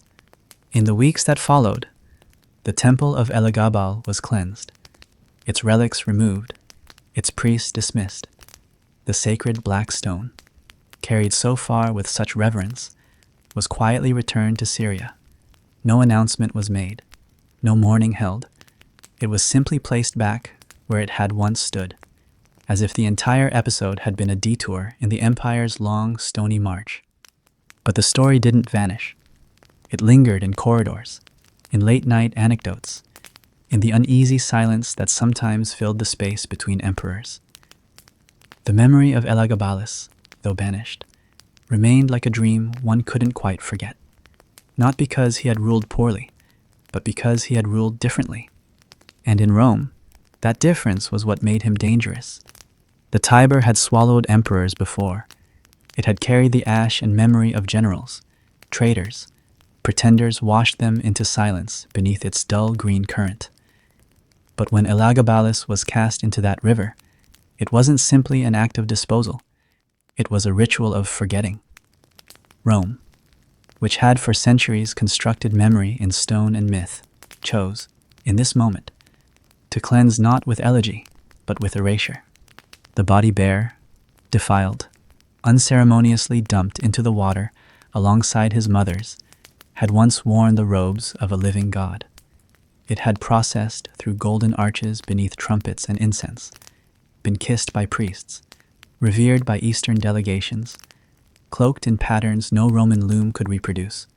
Now, bloated and bruised, it became flotsam. There was no procession, no funeral pyre, no soft hymn to accompany the fall. The empire that had once bent to his rituals now looked away as the current pulled him under. In Roman tradition, the treatment of the dead carried enormous significance. To be buried was to be remembered. To be housed in tomb or urn meant to exist in continuity. The afterlife, vague though it was in Roman belief, required acknowledgement. But Elagabalus was denied even this final dignity. He was stripped not only of life, but of continuity, thrown into the river as if to say this never happened. And yet, the act itself confirmed something more uncomfortable, that it had happened, that the emperor had not merely existed, but ruled, that he had reshaped Rome's rhythm, even if only briefly, that he had worn a crown, offered prayers in unfamiliar syllables, danced in the temple light, and called himself wife to another man. The river might carry the body away, but the shadow remained, staining the memory of his reign like perfume left in a closed room, faint, sweet, and inescapable. After the disposal, the Senate convened with remarkable speed to invoke damnatio memoriae, the formal condemnation of memory. This was a sentence worse than execution. It meant removal from the historical record, destruction of statues, defacing of inscriptions, withdrawal of coinage bearing the emperor's image. It was not enough that he had died. He had to be made unmade. Workers were dispatched quietly to public monuments. Busts were smashed, names chiseled away. Coins, once gleaming with his divine profile, were melted down, their metal recast into safer shapes. In libraries and archives, imperial edicts bearing his seal were removed or replaced. Public mention of his reign became rare, then suspect, then forbidden. But Rome was never so clean in its forgetting. Whispers persisted. The peculiar years of his rule could not be fully erased because the empire had bent during them. It had reshuffled its ceremonies, renamed festivals, hosted rituals no one knew how to describe. There were those still living who had danced in his court, eaten from his hand, kissed his ring in trembling curiosity.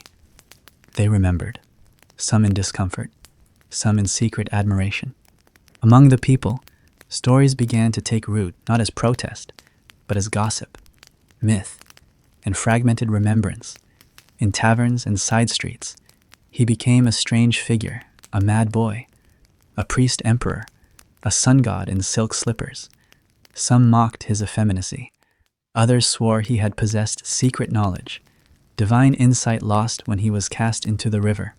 A few claimed he had survived somehow, that a double had taken his place, and that he wandered the eastern deserts still, crowned not in gold, but in fire.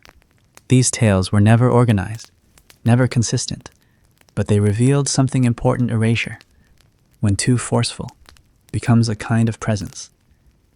Elagabalus did not vanish. He became a space, an absence with shape. Even in the political realm, the vacuum he left behind was not immediately filled. Severus Alexander, though declared emperor, was still a child. His rule, for all its promises of restoration, began under the long shadow of the boy god who had come before him. Advisors worked to cleanse the imperial image. Ceremonies were shortened, protocols re-established.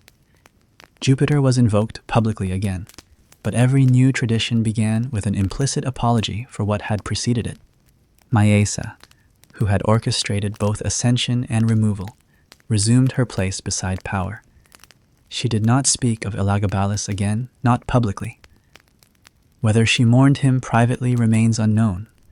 Some letters, heavily redacted and surviving only in fragments, suggest that she may have visited the Elagabalium once more before it was torn down, perhaps to pray, perhaps to say goodbye, or perhaps to ensure that what had been summoned would not return. The temple, for its part, was dismantled not with anger, but with quiet urgency. Its stones were repurposed, its relics returned to Syria. The sacred black stone, once transported with pomp and veiled hands, was now crated like cargo, its passage out of the city unmarked by ritual. Rome had no room left for this god. But stone remembers what hands forget, and centuries later, when historians began piecing together the fragments of that strange reign, it became clear that something remarkable had happened.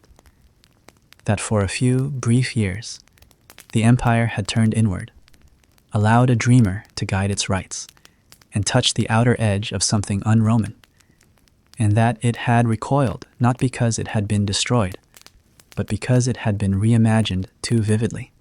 In the cultural memory of Rome, Elagabalus eventually became more than emperor or scandal. He became metaphor for excess, for inversion, for transformation. Artists, centuries later, would paint him as both martyr and monster, wrapped in violet silks, eyes wide with prophecy. Writers would evoke his name when describing beauty corrupted by power, or power softened into beauty. He was invoked not as a warning, but as a question. Was Rome rejecting him because he had failed? Or because he had seen something it was not yet ready to become?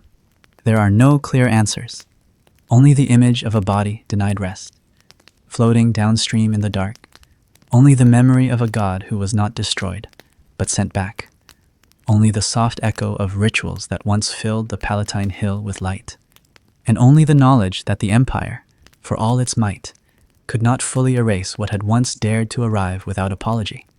The Roman Empire had long prided itself on its ability to absorb the unfamiliar, foreign gods, strange customs. Even entire civilizations could be drawn into its orbit and gradually Romanized.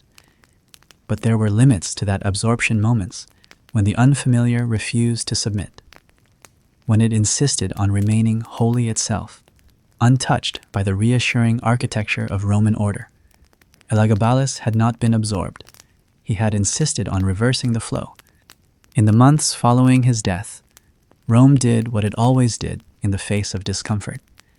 It rebuilt the story in pieces that fit. His name was struck from monuments and coinage. His likeness, once reproduced in brilliant marble and polished bronze, was destroyed or altered, faces recarved, profiles repurposed. The stone did not weep. It simply changed. History, too, was edited. Chroniclers were careful with their ink. Public documents were amended. Edicts reissued with neutral phrasing. Where once his signature had flowed in careful calligraphy beneath royal proclamations, there was now silence. The damnatio memoriae was not merely an act of removal. It was a performance in its own right, a state-sponsored ritual designed to cleanse the body politic through absence. But the harder the erasure was pressed, the more resistant the memory became, not in the halls of the Senate or the archives of the scribes, but in the living language of the people. Because people remember what the state tries hardest to erase, and they remember it differently. In taverns and marketplaces, among the lower classes and traveling tradesmen, Elagabalus took on a strange new life. The emperor became a whispered symbol, a story told with a shake of the head or a crooked smile. He was not spoken of with reverence, but neither was he entirely mocked. The tales were confused. Some said he had turned the Senate into a dance hall. Others that he could speak with the stars. Some said he had married a god and disappeared into fire. The details didn't matter. What lingered was the shape of his difference. There is something stubborn about memory once it's been marked forbidden. Every attempt to purge Elagabalus from Rome's record seemed only to deepen the impression he had left. His absence became a feature of the landscape. The temple where his god had once stood, though dismantled, carried a stain no new shrine could quite cleanse. The courtyard where he had hosted his strange midnight processions became a place where servants walked faster, as though haunted not by ghosts, but by unresolved ideas. Even in art, he remained if only indirectly. Mosaics depicting sunbursts fell out of favor for a time, then returned quietly in altered form.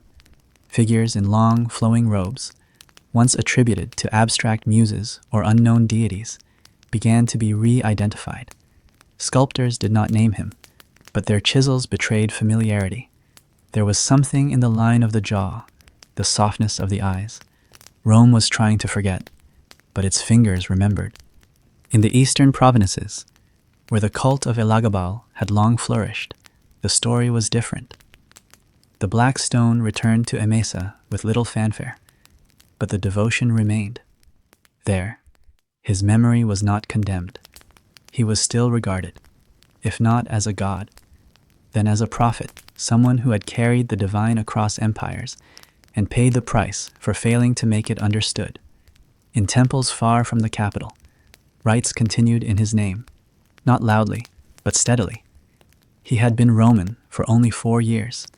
He had been theirs far longer. Back in the capital, Severus Alexander worked carefully to restore the image of an empire still reeling from aesthetic dissonance. His reign was defined by moderation. He walked a measured path, emphasizing discipline, temperance, and familiarity. Gone were the midnight ceremonies, the whispered prayers in Aramaic, the gold-dyed robes trailing through incense-heavy corridors. Instead, there were public sacrifices to Jupiter, military reforms, and coinage that bore his image surrounded by virtues pietas, fortitudo, fides. The message was clear. Rome had returned to itself. But even in Alexander's careful rule, there was acknowledgement, if not of Elagabalus's person, then of the questions he had raised. The balance between sacred and political authority, the place of personal identity within imperial performance, the instability of tradition when touched by conviction. These ideas had been forced into Rome's consciousness by the emperor it now tried to forget. They could not be unwritten. The chroniclers who would later try to explain his reign, Herodian, Cassius, Dio, the authors of the Historia Augusta, struggled to maintain coherence in their accounts. They condemned him, certainly. They accused him of perversion, of sacrilege, of madness. But even in their disdain, there was fascination. Their pages lingered on details, not out of necessity, but because the spectacle demanded it. Their words flickered between revulsion and reluctant curiosity. They could not decide whether he was a tragic figure or a joke. And in that indecision, they revealed the depth of his disruption. Elagabalus had not merely broken the rules, he had questioned the shape of the stage itself. In a world where power was always framed by lineage, military valor, and masculine virtue, he had offered something unrecognizable, a rule defined by softness, ceremony, ambiguity, and spirit. Rome, faced with that vision, had not known how to respond, so it tried to remove the question entirely. But questions, unlike men, do not drown. They linger, they evolve, they reappear under different names in different centuries. Artists in Renaissance Europe would stumble across brief mentions of the boy emperor and turn him into myth. Dramatists in the Enlightenment would use his name as shorthand for decadence, even as they admired the beauty of his imagined court.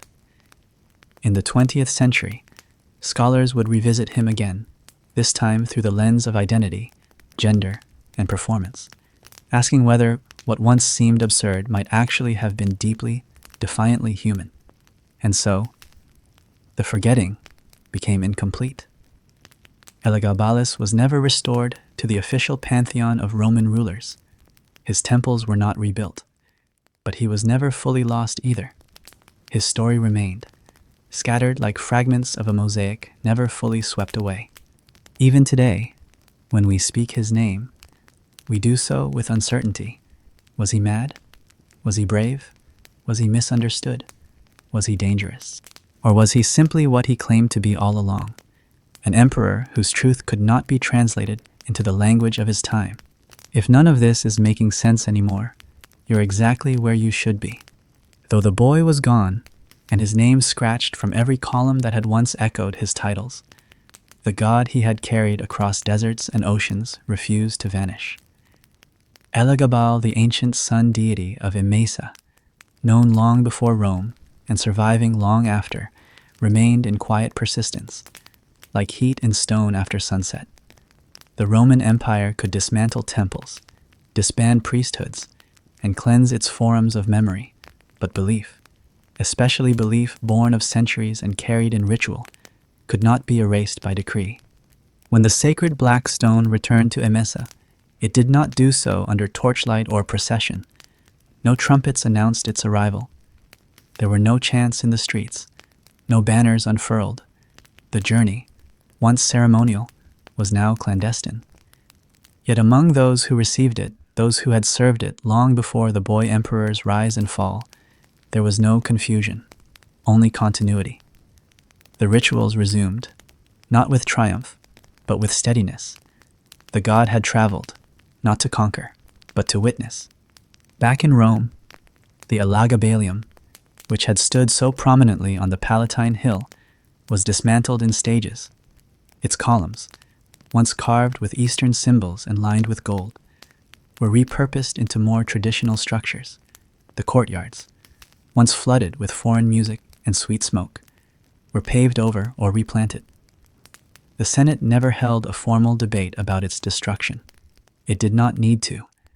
The erasure had become instinct.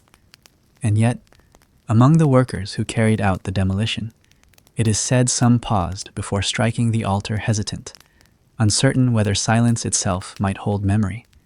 The gods of Rome, though numerous, had always abided by a certain decorum. They occupied clearly defined roles, framed by civic duty and ceremonial boundaries. Jupiter ruled the skies. Mars watched over war. Vesta guarded the hearth. Their worship was less a matter of ecstasy than expectation. Offerings were made, omens read, favor hoped for. But Elagabalus had not conformed to these expectations. He demanded not only worship, but transformation. His rites were not passive acts of duty. They were visceral, lived, embodied, and performed in cycles of light and fire. To the Roman elite, this was intolerable not just because it was foreign, but because it suggested that belief was meant to change the believer. Elagabalus had not merely bowed to his god.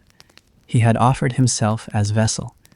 In doing so, he invited Rome to do the same, and Rome, wedded to its own authority, recoiled.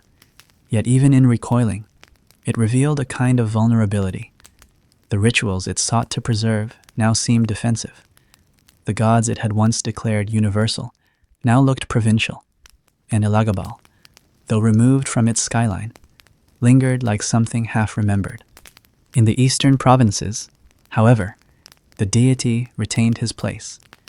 Though imperial records avoided naming him, shrines remained active in pockets of Syria, particularly among communities where sun worship had long intertwined with agrarian rhythms and seasonal rituals. These were not grand temples filled with senators or imperial priests. They were humble structures open-roofed, dust-colored, fragrant with myrrh and rosewater. And in those places, prayers to the sun god continued, recited in tones passed down through generations, far from the politics of Rome. Even scholars who dismissed Elagabalus as a tragic aberration could not fully separate his rule from the deity he had served.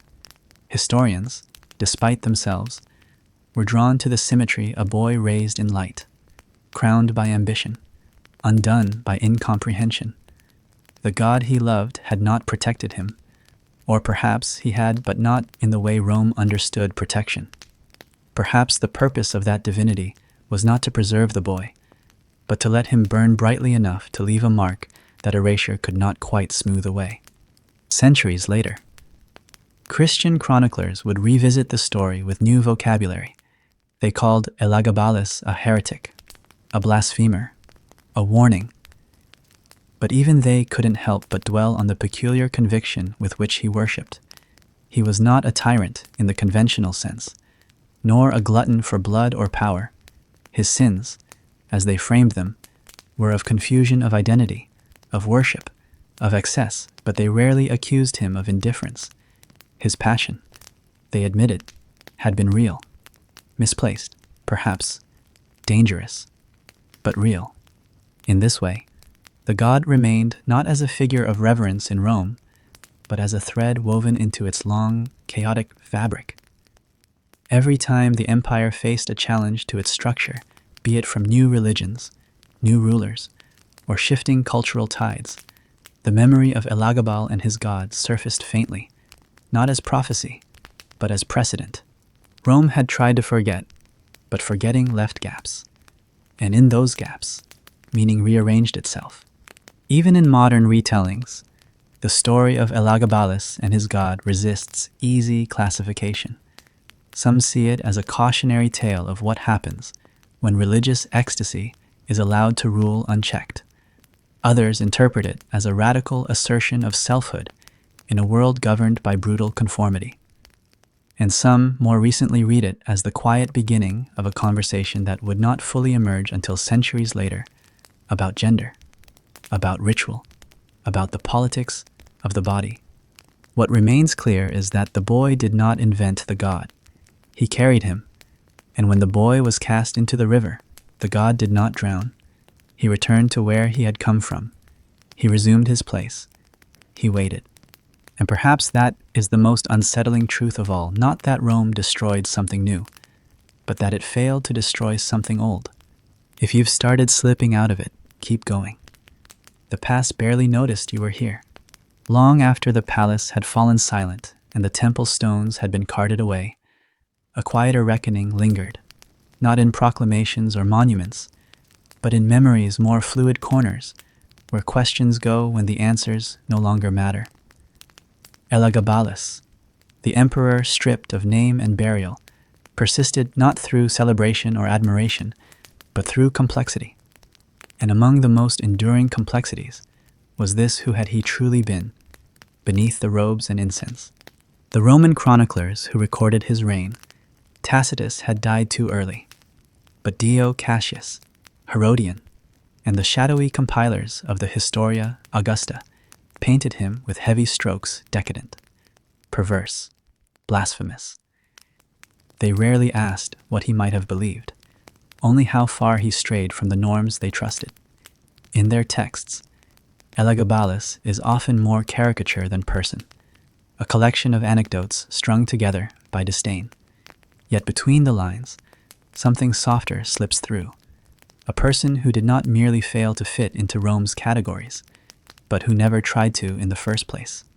The ancient sources record that he wore women's clothing, preferred to be addressed in feminine terms, and surrounded himself with attendants who blurred gender in their presentation. Some claimed he sought out physicians to surgically alter his body, what today we would call gender-affirming surgery, though the historical plausibility of this is debated. Whether that desire was real or invented by hostile writers eager to frame him as monstrous, the detail has lingered for centuries, surfacing again and again as both scandal and symbol. Modern historians approach these claims more cautiously, where earlier generations of scholars treated them as proof of madness or moral decline. More recent voices have asked different questions. What if these stories reflect not aberration, but identity?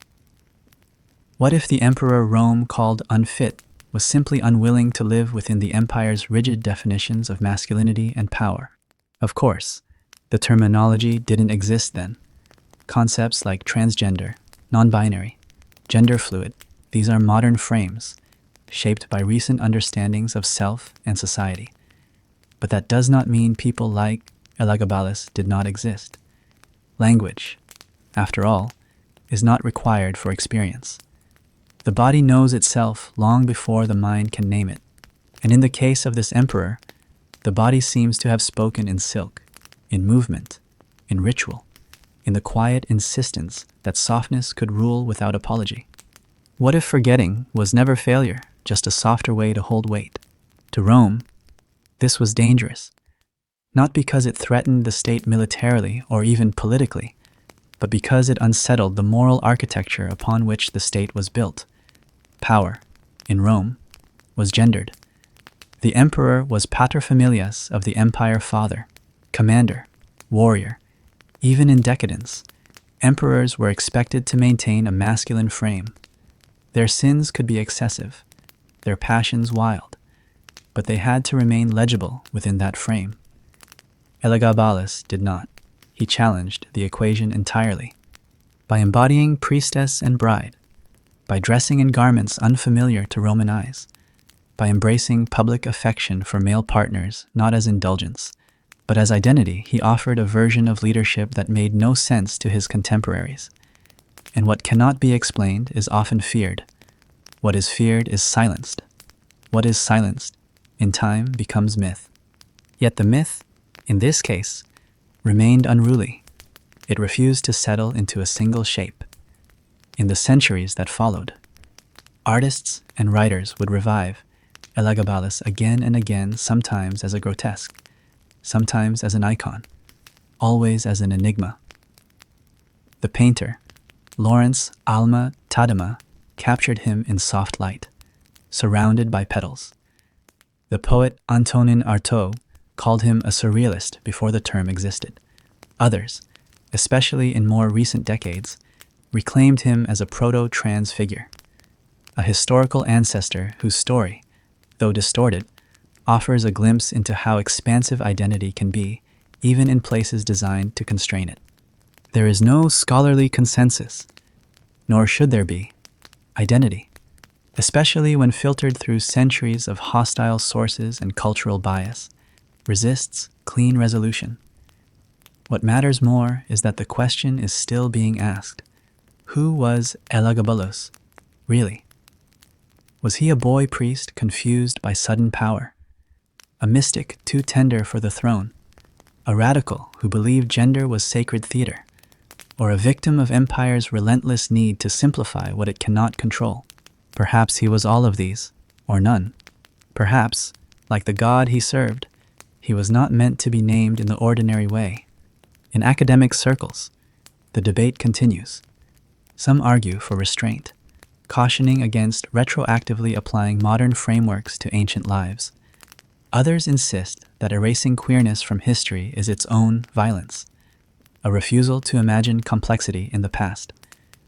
And caught between these positions is the faint figure of a teenager in a palace, dressed in flowing robes, lighting incense to a son he believed could see him. If we listen closely, it isn't hard to hear the echo, not in the Senate debates or battlefield reports, but in the quieter records, the descriptions of how he moved, how he spoke, how he watched his cousin with calm detachment in those final months. These are the fragments that remain, not judgments, but gestures. To read Elagabalus through a modern lens is not to claim him for any one identity. It is to acknowledge that history has always contained more kinds of people than its official records admit. That softness, strangeness, and self-invention are not new phenomena. They are simply aspects of humanity that survive only in the margins until someone chooses to read them back into view. And perhaps this is the legacy that matters most. Not the titles stripped from him, not the statues broken or the names chiseled away, but the fact that, despite everything, he still lingers in conversation not as an artifact of shame, but as a challenge to how we define power and who is permitted to hold it. There is a strange weight to the question one that has hovered over the legacy of Elagabalus since the first chronicler dared to whisper it beneath layers of scorn. Was this child emperor, swathed in silks, walking beneath carved arches as bride, more woman than ruler? Was this a performance, a calculated inversion of masculine imperial authority, or was it something more sincere, something unspoken and unrecognized by the world that watched, confused and unprepared? The historical record, such as it is, does not offer clarity, it offers discomfort. The Roman authors did not know what to make of a ruler who requested to be called lady in private, who refused military garb in favor of embroidered gowns, who claimed openly to be married emotionally, spiritually, even cosmically to male lovers. Herodian writes with visible hesitation, noting Elagabalus's feminine dress and his desire to be called by feminine forms, but stops short of naming what this meant. Dio Cassius, with more venom, dismisses the emperor as depraved, suggesting that he prostituted himself in the palace and sought surgical alteration to his body, an allegation both sensational and symbolically devastating in a society that viewed the male body as a container of civic dignity. But in their scorn, these writers inadvertently preserved a record not of scandal, but of identity, one that would only begin to find proper language centuries later. Elagabalus's actions, viewed through a contemporary lens, speak less of rebellion and more of longing to be seen, to exist authentically within a structure fundamentally incapable of containing that authenticity. Rome's gender roles were not only rigid, they were sacred. To blur them was to desecrate not just a social code, but a cosmic order. The emperor did not blur gently. He dissolved the boundary. And the empire, which had survived madness and megalomania before, found itself unable to endure softness that asked for nothing but space. Imagine, for a moment, the lived reality behind the rumor a teenager, raised in ritual and crowned in flame, walking into a world that had already written the script for his life. He does not memorize the lines. He rewrites them, not in rebellion, but in devotion. He refuses to wear the expected costume, not to insult tradition, but because it never fit. He places a crown on his head and says, "Not I am Caesar, but I am bride, priestess, vessel of light." And the audience, used to brutality dressed in logic, cannot understand. The palace became a stage where that misunderstanding played out in real time. His partnerships were not hidden, they were celebrated. When he referred to himself as wife to Hierocles or Zoticus, it was not mockery, it was, by every account, sincere. He did not seek to shock. He sought to reflect an inner truth he never learned to mute.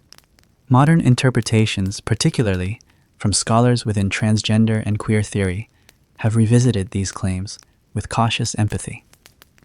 It would be anachronistic to place modern labels on a figure so distant, whose voice is filtered entirely through hostile biographers. Yet to refuse that lens entirely is to erase the possibility of a life lived outside of conventional identity in a time before language allowed for nuance. What stands out is the consistency. The behavior is not momentary, not the eccentricity of a day or week. It forms a pattern, woven through ritual, presentation, devotion, and self-reference. The evidence does not suggest confusion. It suggests certainty.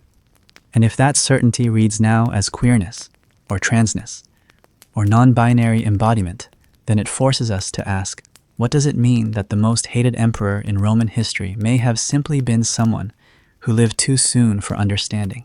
Certainly, there were political dimensions to the backlash. Rome's discomfort with Elagabalus was never purely about gender. It was about power dressed in unfamiliar fabric, about ritual divorced from Roman tradition, about a sacred flame carried by hands the Senate refused to recognize as legitimate. But gender was not incidental. It shaped the way those critiques were framed, the language used to express disapproval, the metaphors selected by chroniclers determined to turn disobedience into depravity. There is no shortage of tyrants in Roman memory: Caligula, Nero, Commodus. Yet Elagabalus is uniquely ridiculed not for his cruelty, his reign was relatively bloodless, but for his difference, for robes, for marriage to men, for the construction of a temple that invited gods from every corner of the empire to kneel before a foreign stone. His sins, according to Rome, were sins of being not of action. And that condemnation did not stop with his death. It followed him through centuries. Christian historians echoed the scorn of their pagan predecessors, eager to present Elagabalus as the embodiment of pre-Christian vice. Renaissance scholars, fascinated by his story, repackaged it as moral fable. Even in modern scholarship, the instinct to reduce him to curiosity lingers. But alongside the ridicule, something else began to emerge: recognition. The poet Stephen George saw in him a figure of erotic mysticism. Antonin Artaud reimagined him as a surrealist archetype. Contemporary playwrights and theorists have gone further, reframing his story as one of gendered resistance, an emperor who refused to perform the empire's expectations and paid the price for that refusal. This shift matters not because it redeems Elagabalus, but because it restores possibility. It allows us to see that the shape of history is never fixed, that people have always existed outside the binaries we inherit, that the past, no matter how stonebound, still holds space for softness. And perhaps the real tragedy is not the emperor's fall, but the isolation that preceded it, the sense that, surrounded by gods and gold and song, Elagabalus remained fundamentally alone, not for lack of love, but for lack of understanding. Those closest to him could not translate his gestures. The rituals he offered did not speak the language of Roman governance. His garments were read as costume rather than self, his marriages as provocation rather than intimacy. And so, the empire that had named him divine unnamed him just as swiftly. But through that silence, his shadow still walked the halls of history. Perhaps we will never know what Elagabalus would have called himself, had he lived in a world that allowed for more than one kind of name. Perhaps he had no need for labels, or perhaps he ached for one that would not come for nearly 2,000 years. What matters is not certainty, but space. Space to wonder. Space to hold contradiction without flinching. Space to imagine that power can wear a veil and mean it. That an emperor might kneel not to assert control, but to surrender it. That the center of an empire could, for a moment, be someone who asked not to be king but to be seen. In the quiet years following Elagabalus's death, as Severus Alexander solidified his reign and restored the symbols that made Rome feel more familiar to itself, a subtle question lingered in the deeper shadows of the empire's psyche, one that was never formally asked, never debated in the Senate or etched into scrolls, but hovered nonetheless. Had Rome, in those years, under the sun priest in silk, ceased to be what it thought it was? And if so, had it returned, or simply learned how to hide its discomfort behind polished marble again? At first glance, the rituals resumed. The old gods were reinstated to their temples, their statues cleaned, their festivals reordered to the calendar Rome had always trusted. Senators returned to their posts. The Praetorian Guard wore their armor with disciplined pride. The palace was cleared of foreign scents and fabrics. Musicians no longer played in moonlight, and for all public purposes, the empire exhaled. But exhalation is not restoration. It is release, sometimes of breath, sometimes of grief. There had been no war, no invasion, no catastrophe of scale. Elagabalus's reign had not left cities in ruin or borders exposed. Yet something in the fabric of imperial certainty had shifted during his brief time on the throne, and it was not easily woven back. What had been disrupted was not the law, but the idea of what kind of person could wear the crown. And though his name was erased, that question implied by his presence, sharpened by his absence, could not be fully unasked.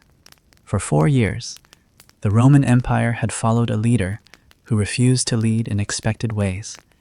He did not ride out with the legions, did not march at the head of processions with sword in hand. He did not style himself as Jupiter's son or Mars's vessel. Instead, he drew his authority from a god Rome did not recognize, and he ruled not by decree, but by atmosphere through ritual, beauty, presence. He was a monarch of mood, not mandate. To those who lived within the capital, this alteration was felt not in taxes or warfare, but in texture. The rhythms of daily life bent slightly. Public events began to look like ceremonies without scripts. The emperor's words, often slow and steeped in sacred metaphor, did not resemble policy, and while the empire did not collapse, it found itself untethered, as though the anchor of imperial identity had briefly lifted and floated upward into incense. When Alexander came to power, he was met not with enthusiasm but with relief. His youth was tempered by tutors and advisors. His reforms were modest, his tastes restrained. He re-established the Senate's dignity, strengthened the currency, secured the military's loyalty. He did all the things a Roman emperor was supposed to do, and yet, beneath his careful restoration, the memory of what had come before clung to Rome's psyche like smoke. Because what Elagabalus had revealed, without quite meaning to, was that Rome could be changed from within, not by force, but by interpretation. That authority was a costume, and if someone wore it differently enough, long enough, the costume itself might fray. His reign hadn't destroyed Rome, but it had questioned what Rome thought was unchangeable. That was the wound, and it was not easily healed. Architecturally, little of his presence remained. The Elagabalium was dismantled, its foundation reused in structures that aligned with more acceptable religious aesthetics. The gods of Syria were returned to the east, their names erased from formal inscriptions. The officials he had favored were quietly demoted or reassigned. But even in physical absence, the memory of his rituals persisted. The spaces they had occupied felt altered, like furniture rearranged and then returned never quite fitting the same. In the provinces, reactions had varied. Some communities, particularly in the eastern territories, had embraced his devotion to Elagabal and interpreted his reign as a symbolic elevation of their gods to imperial status. Others, especially in the western provinces, remained bewildered, unsure whether what had occurred in the capital represented policy or pageantry. Rome's vastness had always allowed for regional variance, but Elagabalus's reign had stirred theological confusion in places where consistency once masked indifference. The clergy of the traditional Roman pantheon, once diminished under his authority, returned to prominence but did so with a wariness that betrayed how shaken they had been. They resumed their prayers and offerings, but the memory of having been replaced even briefly haunted them. Authority, once presumed eternal, had shown itself vulnerable to charisma, to strangeness, to beauty that refused to play by Roman rules. And perhaps it was not Elagabalus himself that Rome feared, but the possibility he represented that power might belong to someone who refused to reflect the ideals of the state, that divinity could speak in a language Rome did not understand, that softness could hold the same space as law. What the empire did in response, stripping away his memory, delegitimizing his reign, redefining it as aberration rather than variation, was not merely punitive. It was prophylactic. Rome was safeguarding its own image from future disruption. The damnatio memoriae served not only to erase, but to warn. Yet the warning was muddled, because for all its insistence on forgetting, Rome could not fully deny that it had followed him. It had bowed, it had lit candles and followed processions, and listened as the emperor whispered not about conquest, but about the sun. It had witnessed. And even after erasing his face, it could not erase the fact that it had once looked upon it with awe, if only briefly. This tension lingered in the following decades, especially as Alexander's reign proved tenuous. Despite his efforts, the young emperor struggled to maintain control over a military that valued discipline over delicacy, and his eventual assassination reminded Rome that conformity alone could not guarantee stability. The lesson left behind was not that Elagabalus had failed because he was different, but that the empire itself had become increasingly fragile, unable to hold any vision of power that did not echo its past. Still, the question remained, murmuring beneath the empire's grand facade: was this still Rome? After Elagabalus, could it ever truly be again?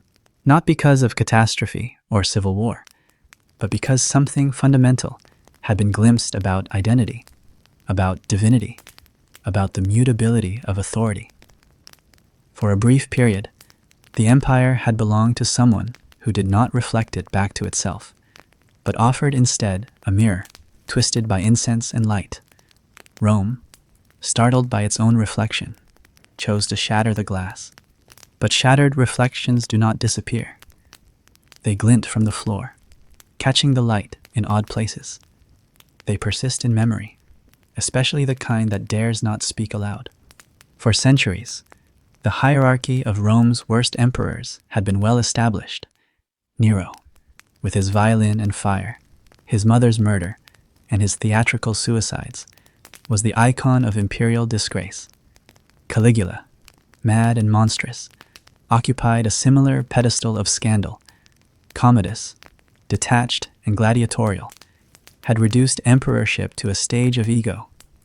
But Elagabalus, his inclusion in that same tragic pantheon, always felt more ambiguous, more whispered than declared, more ridiculed than reviled. And in that ambiguity lies something worth unraveling. The question is not whether Elagabalus was a good emperor. By most traditional measures, he was not. He implemented few durable policies, alienated the Senate, neglected the military, and governed by intuition rather than infrastructure. His reign was defined by ritual, not reform, by personal expression rather than public strategy. But then again, so were the reigns of many Roman emperors, men remembered not for administrative efficiency, but for their ability to keep the machine of empire humming while keeping the image of Rome intact. What made Elagabalus different was not that he failed to meet Rome's expectations, but that he did not attempt to meet them at all. His deviation was not political ambition gone wrong, nor unchecked cruelty. It was sincerity of faith, of identity, of belief in a different order of sacredness, where Nero had burned the city and blamed the Christians. Elagabalus had simply asked to be recognized as he was. Where Caligula had named his horse consul, Elagabalus named himself wife. It was not absurdity he pursued, but integration of body, belief, and ritual. He refused to compartmentalize, and for Rome, that refusal was intolerable. There is courage in that, though the courage may not have been conscious. A boy raised in the remote quiet of Eastern ritual, shaped by women, surrounded by flame and chant, thrust into the marble jaws of empire. It's hard to say what choices truly felt like choices, but even within the palace walls, amid the politics and pressures, he continued to walk in his own rhythm. He did not recant. He did not compromise.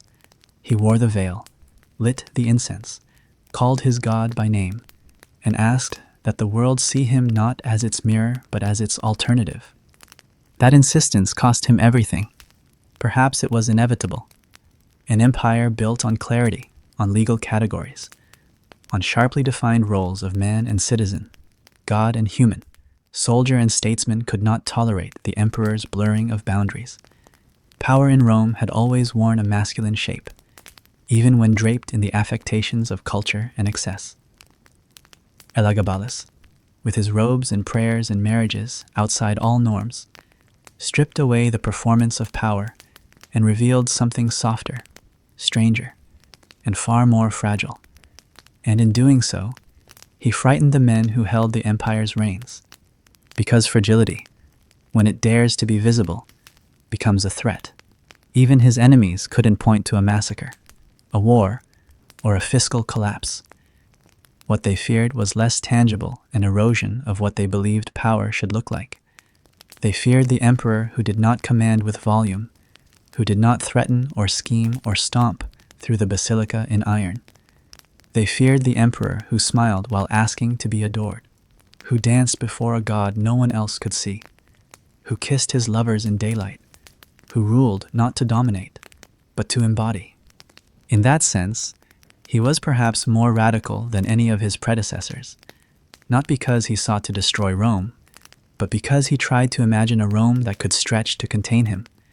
And Rome, for all its roads and riches, could not. Was that failure his or theirs? The centuries have struggled to decide.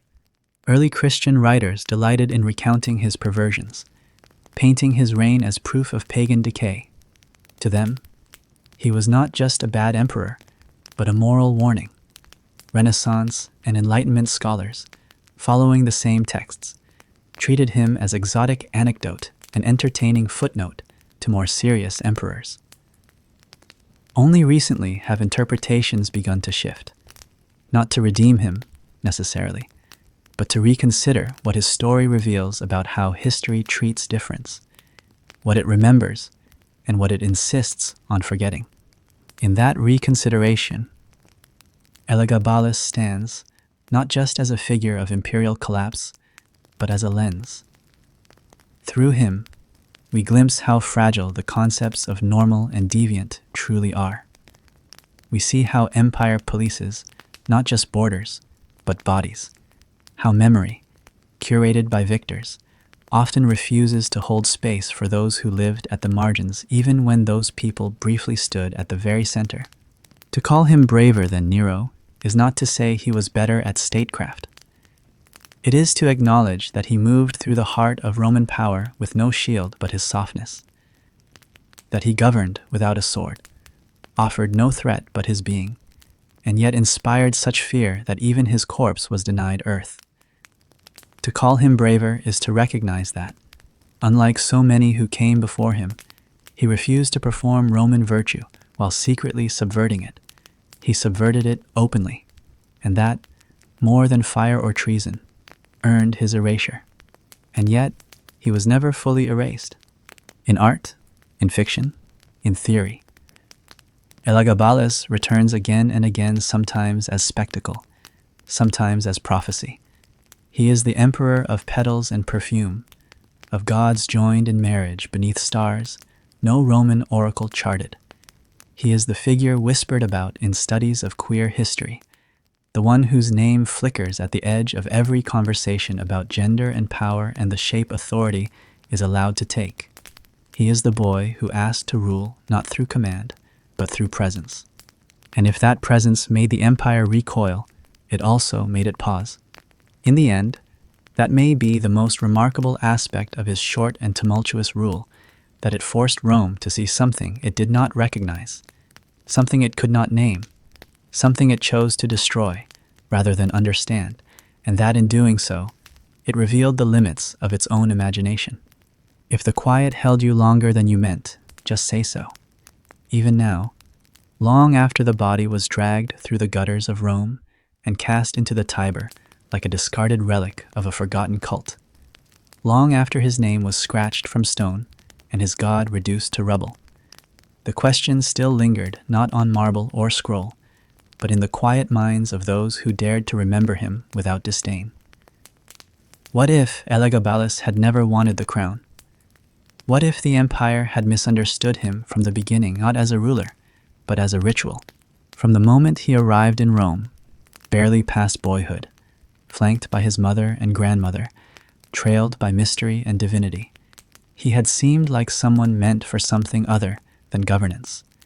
Even the name he carried, Marcus Aurelius Antoninus, was not his own, but stitched onto him like ceremonial thread, intended to invoke the memory of Caracalla and lend credibility to a child the Senate would never have trusted otherwise. Yet the title didn't sit easily on him. He did not speak like an emperor, did not walk like one, did not play the games of politics with the careful cynicism expected of a boy raised beneath imperial eaves. Instead, he carried within him the cadence of prayer, the sway of incense, the distant gaze of someone who had already seen beyond the marble facades of empire. To him, the palace may have been no different from a temple, its corridors another sacred passage, its throne another altar. When he stood before the people, he did not proclaim laws, he performed mysteries. When he elevated Elagabal above Jupiter, he was not defying Rome, he was fulfilling a cosmic symmetry no one else could see. And when he wore robes spun with gold and wrapped himself in veils, it was not to provoke, but to express something he had never learned to hide. This is why the usual vocabulary fails when applied to Elagabalus. Words like decadent, mad, unfit, they presume a shared understanding of what leadership is supposed to look like. But Elagabalus was never trying to rule as Rome had defined it. His vision of empire was not born of conquest or control, but of devotion. He did not wish to legislate. He wished to embody the divine union between sun and flesh, spirit and ritual, the personal and the ceremonial. In that way, his reign was not a collapse, but a performance art misunderstood. Yes, but no less sincere. Had he been born a few centuries earlier, in the Hellenistic world, perhaps he would have been remembered differently. In Egypt, he might have been a priest-king whose rituals were revered. In the Near East, a mystic or a prophet. But in Rome, that most rational and rigid of states, where formality was law and deviation always read as decline, there was no space for such ambiguity. The empire could not accept an emperor who treated power as liturgy, who governed with rhythm instead of reason. And yet, Rome followed him. For nearly 4 years, the Senate passed his laws, the military guarded his temple, the people attended his festivals, and perhaps most curiously of all, many of them seemed willing to suspend their skepticism. There are reports that his ceremonies drew crowds, that his beauty was remarked upon even by his critics, that his presence in public created a kind of hush, not of fear, but of fascination. This is the contradiction that Rome never resolved. It could not forget him, and yet it tried to erase him. It feared his softness, yet could not deny the strange gravity with which he moved. It killed him, but then kept whispering his name through history, like a question it never stopped asking. Not because of what he did, but because of what he represented, a vision of the emperor not as conqueror or administrator, but as conduit. That's why the story has always felt incomplete, because the crown so central to Roman imagination, so charged with symbolism, was never the center of Elagabalus's story. It was the frame. What mattered more was what he did within it, how he twisted its meaning without violence, how he refused to wear it with the weight of domination, how he offered, instead, an alternative that was never allowed to take root. To say he failed is to assume that his goal was to rule like others. But what if his only ambition was to live with integrity to himself, to perform his rituals, to worship his God, to love openly, to dress as he felt, to be seen not as a placeholder for Roman virtue, but as the vessel of his own truth? That kind of ambition, so private, so defiant in its refusal to seek validation, is difficult for history to hold. And yet, here we are. 2,000 years later, we still speak his name. Carefully, sometimes. Other times with irony, or awe, or curiosity. But always with that undertone of uncertainty. Because he doesn't fit. Not in the lineage of Caesars. Not in the myths of tyrants. Not even in the neat narratives of rebellion. He is his own story. A soft rebellion. A slow whisper. A bright shadow that passed through the empire and left no blood-stained trail, only questions, only unease. He may have once said, in the hush of a summer morning, draped in incense and rising heat, I was never here to lead you, only to remind you the divine isn't always loud. And perhaps that's why he remains so haunting, because in the end, it wasn't the crown that mattered. It was the silence he left behind, the one no historian could quite fill. No statue could replace. No narrative could satisfy. He walked softly through the empire's heart and vanished before it learned how to describe him. Not a villain, not a hero, just a presence too tender for the marble, too bright for the archives, too honest for the empire's rigid mirror. He didn't wear the empire, he wore its rupture. And for a moment, just a moment, that rupture glowed. If none of this is making sense anymore, you're exactly where you should be. You've heard enough for now. Let the story finish itself without you. And if you're still awake, maybe the silence felt less alone this time. This was Boring History Nights. Until next time, drift softly and stay.